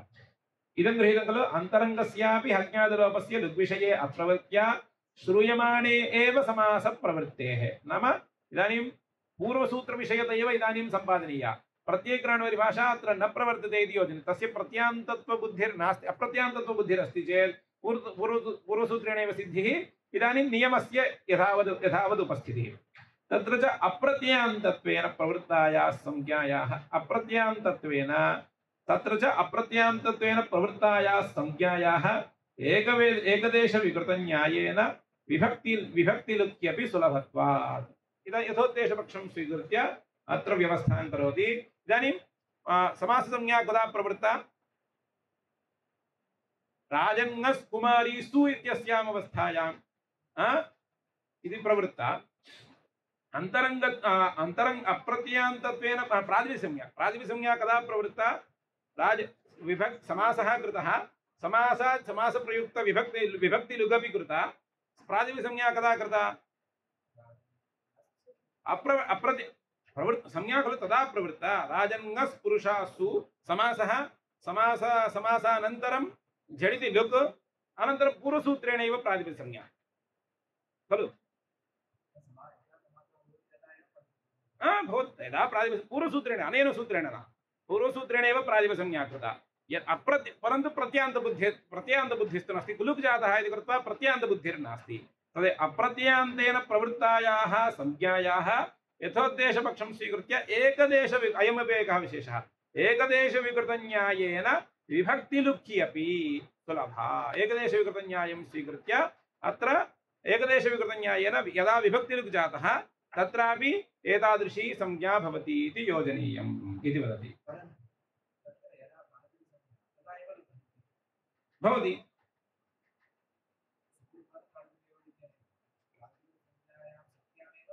तदेव वदति खलु। भवता प्रातिपदिकसंज्ञायां सत्यां समाससंज्ञा कृता, विभक्तौ सत्यां खलु प्रातिपदिकसंज्ञा कृता खलु। समाससंज्ञानन्तरं प्रातिपदिकसंज्ञा, प्रातिपदिकसंज्ञानन्तरं सुब्लुक्। इदानीं प्रातिपदिकसंज्ञा कथम् आयाति? इदानीं भवता प्रातिपदिकसंज्ञा कदा कृता? राजन्नस् कुमारीसु इत्यस्याम् अवस्थायां प्रथमं समासः कृतः। समासार्थं तु समासानन्तरं झटिति प्रातिपदिकसंज्ञा। अयं यः राजन्नस् कुमारीसु इति समुदायः अयम् अप्रत्यान्तः इत्यभिप्रायेण भवता झटिति प्रातिपदिकसंज्ञा कृता। प्रातिपदिकसंज्ञायां सुपोधातु प्रातिपदिकयोः इति लुक् कृतः। लुकि कृते इदानीं राजकुमारी इति वर्तते। इदानीम् अस्यां प्रातिपदिकसंज्ञा कथं? नास्ति खलु। इत्युक्तौ एकदेशस्य खलु विकारो जातः। एकदेशविकृतन्यायेन अत्र यत्र विभक्तेः लुक् जातः तत्रापि अतएव यथोद्देशपक्षे पूर्वं कृताया प्रातिपदिकसंज्ञा, पूर्वं कृता नाम राजन्नस् पुरुषासु इत्यस्याम् अवस्थायां कृताया समासोत्तरं समाससंज्ञा पूर्वं झटिति प्रातिपदिकसंज्ञा, सा प्रातिपदिकसंज्ञा विभक्तिलुक्यपि सुलभा इति इदानीमपि अस्ति इति वदति। तत्र च अप्रत्यान्तत्वेन प्रवृत्तायाः अयमंशः मुख्यः। सः विभक्तेः सुलभा न। कलहः कुत्र? सः अप्रत्यान्तो नास्ति इति खलु। प्रत्यान्त एव स्त्रीप्रत्यये तदादिनियमो नास्ति इति कृत्वा सः प्रत्यान्त एव पूर्वसूत्रेण न प्राप्तिः इति। इदानीं परिभाषार्थं त्यक्त्वा मया इदं वारं वारम् उच्यते, स्त्रीप्रत्यये चानुपसर्जनेन इति परिभाषाम् अनालोच्यैव उपायान्तरेण समाधानं वदति। अत्र प्रत्यान्तत्वेपि मया अप्रत्यान्तत्वम् आनीयते इति। कुतः? लुग् अन्तरङ्गानपि विधीन् बहिरङ्गो लुग् वासते। इदं दीक्षितस्य सामर्थ्यं सामान्यं नास्ति। अतः प्रत्यान्तबुद्धिरस्ति, परिभाषासहकारेण बहिरङ्गस्य बलवत्वम् आनयति। बहिरङ्गस्य बलवत्वम् आनीय प्रथमम् अतएव पदविन्यासं पश्यतु। लुग्विषये अप्रवृत्ता हल्ज्ञादिलोप अन्तरङ्गस्यापि हल्ज्ञादिलोपस्य लुग्विषये अप्रवृत्त्या श्रूयमाणे एव सुपि समासप्रवृत्तेः कथं पश्यतु। सः प्रत्ययान्त एव, परन्तु अस्माभिः प्रत्ययान्तः इति वक्तुं न शक्यते। कुतः? अन्तरङ्गानपि विधीन् बहिरङ्गो लुक् भासते। बहिरङ्गत्वेन तस्य प्राबल्यमस्ति समासादीनाम् इति कृत्वा सः तथा कदाचित् तादृशी स्थितिरायाति अस्माकं पुरतः वस्तु दृश्यते तत् किमपि वक्तुं न शक्यते तथा इदं सामर्थ्यमेव वदति अत एव मया उक्तं खलु अत्र दीक्षितस्य खण्डनं नास्ति दीक्षितः इमम् अंशं जानाति किं स्त्रीप्रत्ययजानुपसर्जनेन इति परिभाषायाः अर्थः कः इति सः जानाति जानन्नपि विचित्रं समाधानं वदति किमर्थम् एवं किमर्थं न वक्तव्यं व्युत्पादने तेषां सामर्थ्यमस्ति इति अत एव खण्डनावसरेपि तुच्छम् इत्यादि शब्दप्रयोगाः न कुर्वन्ति शब्दरत्नकाराः यत्र बहु वैलक्षण्यमस्ति इदम् एवम् अभिप्रायेण खण्डनावसरेपि यथा शङ्कितुः अभिप्रायमनुसृत्य समाधानं वदति इति अत्र समाधानं वदति शङ्कित्रायेन अभिप्रायेण प्रश्नः पृष्टः तेनैव अभिप्रायेण समाधानं दातव्यमिति वादनियमः भवता येन अभिप्रायेण शङ्का क्रियते तेनैव अभिप्रायेण मया समाधानं दातुं शक्यते चेदेव मम सभायां योग्यता अहं यत् जानामि अहं यत् तदेव न शङ्कित्रा येन अभिप्रायेण प्रश्नः क्रियते तेन अभिप्रायेण समाधानं वक्तुमपि सामर्थ्यमपेक्षते दीक्षितः खलु इति कृत्वा भट्टोजिदीक्षितस्य तादृशं सामर्थ्यं नास्ति इति अस्माभिः अत एव तादृश अभिप्रायः तादृशमेव समाधानं वदामि त्वया प्रश्नकरणावसरे कीदृशः प्रश्नः पृष्टः परिभाषायाः अर्थं विस्मृत्य परिभाषायाः अर्थम् अन्यथा कृत्य पृष्टं तर्हि अहमपि तथैव समाधानं वदामि यदा समाधानं न लभ्यते तर्हि योग्यं तथा नास्ति परिभाषायाः एवम् अर्थो न इति अनन्तरं शिक्षयामि इति अत एव गोमत्प्रियः परिभाषा अवश्यं स्वीकर्तव्यैव अन्यथा गोमत्प्रियः इत्यादौ इयम् आवश्यकी परिभाषा तयैव परिभाषया अत्र समाधानं वक्तुं शक्यते इत्यभिप्रायः गोमत्प्रियः इति ज्ञायते खलु गोमान् प्रियः अत्र गोमत् इति मधुपन्तं उगित् अस्ति इति कृत्वा तत्र औगितजां सर्वनामस्थाने अधातोः इति नुमागमः प्राप्तः नुमागमः प्राप्तः तत्र नुमागमो नेष्यते अतः तत्र अन्तरङ्गानपि विधीन् बहिरङ्गो लुक् बाधते गोमत् तत्रापि एवमेव गोमान् प्रियः इत्यत्र बहुव्रीहिसमासः एवम् उगितजां सर्वनामस्थाने अधातोः इति नुमागमः उभयं प्राप्तं तत्र उगितजां सर्वनामस्थाने अधातोः इति नुमागमः अन्तरङ्गः समासः बहिरङ्गः समासस्य पूर्वापेक्षया यथा उक्तं खलु समासस्तु बहु अपेक्षा वर्तते इति कृत्वा समासः सर्वदा बहिरङ्गः अत्र इदानीं गोमान् प्रियः मम गोमत् प्रियः इति रूपम् इष्यते परन्तु अन्तरङ्गत्वात् नुमागमः यथा प्रथमेकवचने गोमान् इति रूपम् आयाति अत्र समासान्तर्गतगोमच्छब्देपि नुमागमः आयाति कुतः अन्तर्वर्तिविभक्तिः वर्तते अन्तर्वर्तिविभक्तेः प्रत्ययलक्षणं क्रियते चेत् विभक्तेः प्रत्ययलक्षणं क्रियते चेत् सर्वनामस्थानपरकत्वमस्ति सर्वनामस्थानं नाम किं सोटनपुंसकस्य सुट् खलु सुट् अतः सर्वनामस्थानं परं भवति इति कृत्वा तत्र उगितजां सर्वनामस्थाने अधातोः इति सूत्रेण नुमागमः प्राप्तः नुमागमः वारणीयः कथं वार्यते इत्युक्तौ अन्तरङ्गानपि विधीन् बहिरङ्गो लुक् बाधते लुक् इत्यनेन लुक् प्रयुक्तसमासादीनामपि प्राबल्यं बोध्यते इत्यर्थः इदं पूर्वमुक्तम् अतः सा परिभाषा वर्तते इति कृत्वा अन्तरङ्गमपि उगितजां सर्वनामस्थाने इति अधातोः इति नुमागमं बाधित्वा पूर्वं समासः कृतः समासे कृते इदानीं पश्यतु नलपदाङ्गस्य इति विषयतायाति कुतः नुमागमः अङ्गकार्यं नपदा शब्देन निरुक्ते तन्निमित्तम् अङ्गकार्यं न स्यात् अतः इदानीं समासस्य बहिरङ्गस्यापि समासस्य बलवत्वे बोधिते तत्प्रयुक्तलुगादीनामपि बलवत्वे पूर्वं लुकि कृते प्रदानीं प्रत्ययलक्षणाभावात् नुमागमो न भवति इति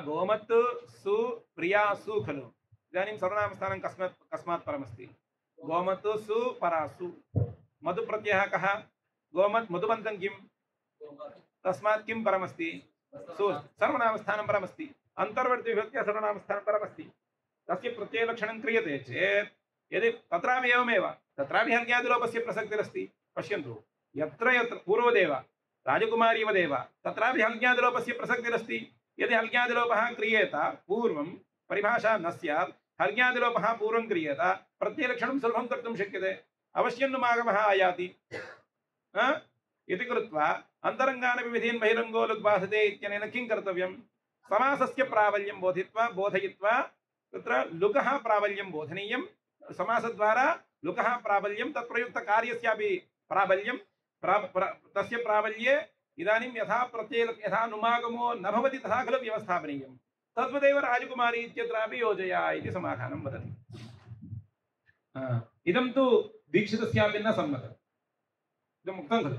कुतः अत्र परिभाषायाः प्रष्टुः अभिप्रायः न समीचीनः। तदुक्तरीत्या आङ्गं कार्यं नास्ति इदम्। इदम् आङ्गं कार्यं नास्ति। राजकुमारी इत्यत्र इदं दृष्टान्ते तु गोमत्प्रियः इत्यत्र तु आङ्गं कार्यं जातं नुमागमः।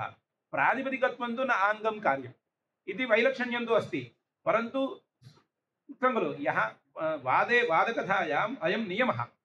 पुरोवर्ती यादृशं येन अभिप्रायेण प्रश्नं पृच्छति तेनैव अभिप्रायेण वक्तुं सामर्थ्यं भवेत्। तादृशं सामर्थ्यं मम वर्तते इति ग्रन्थकारः सूचयति। अतः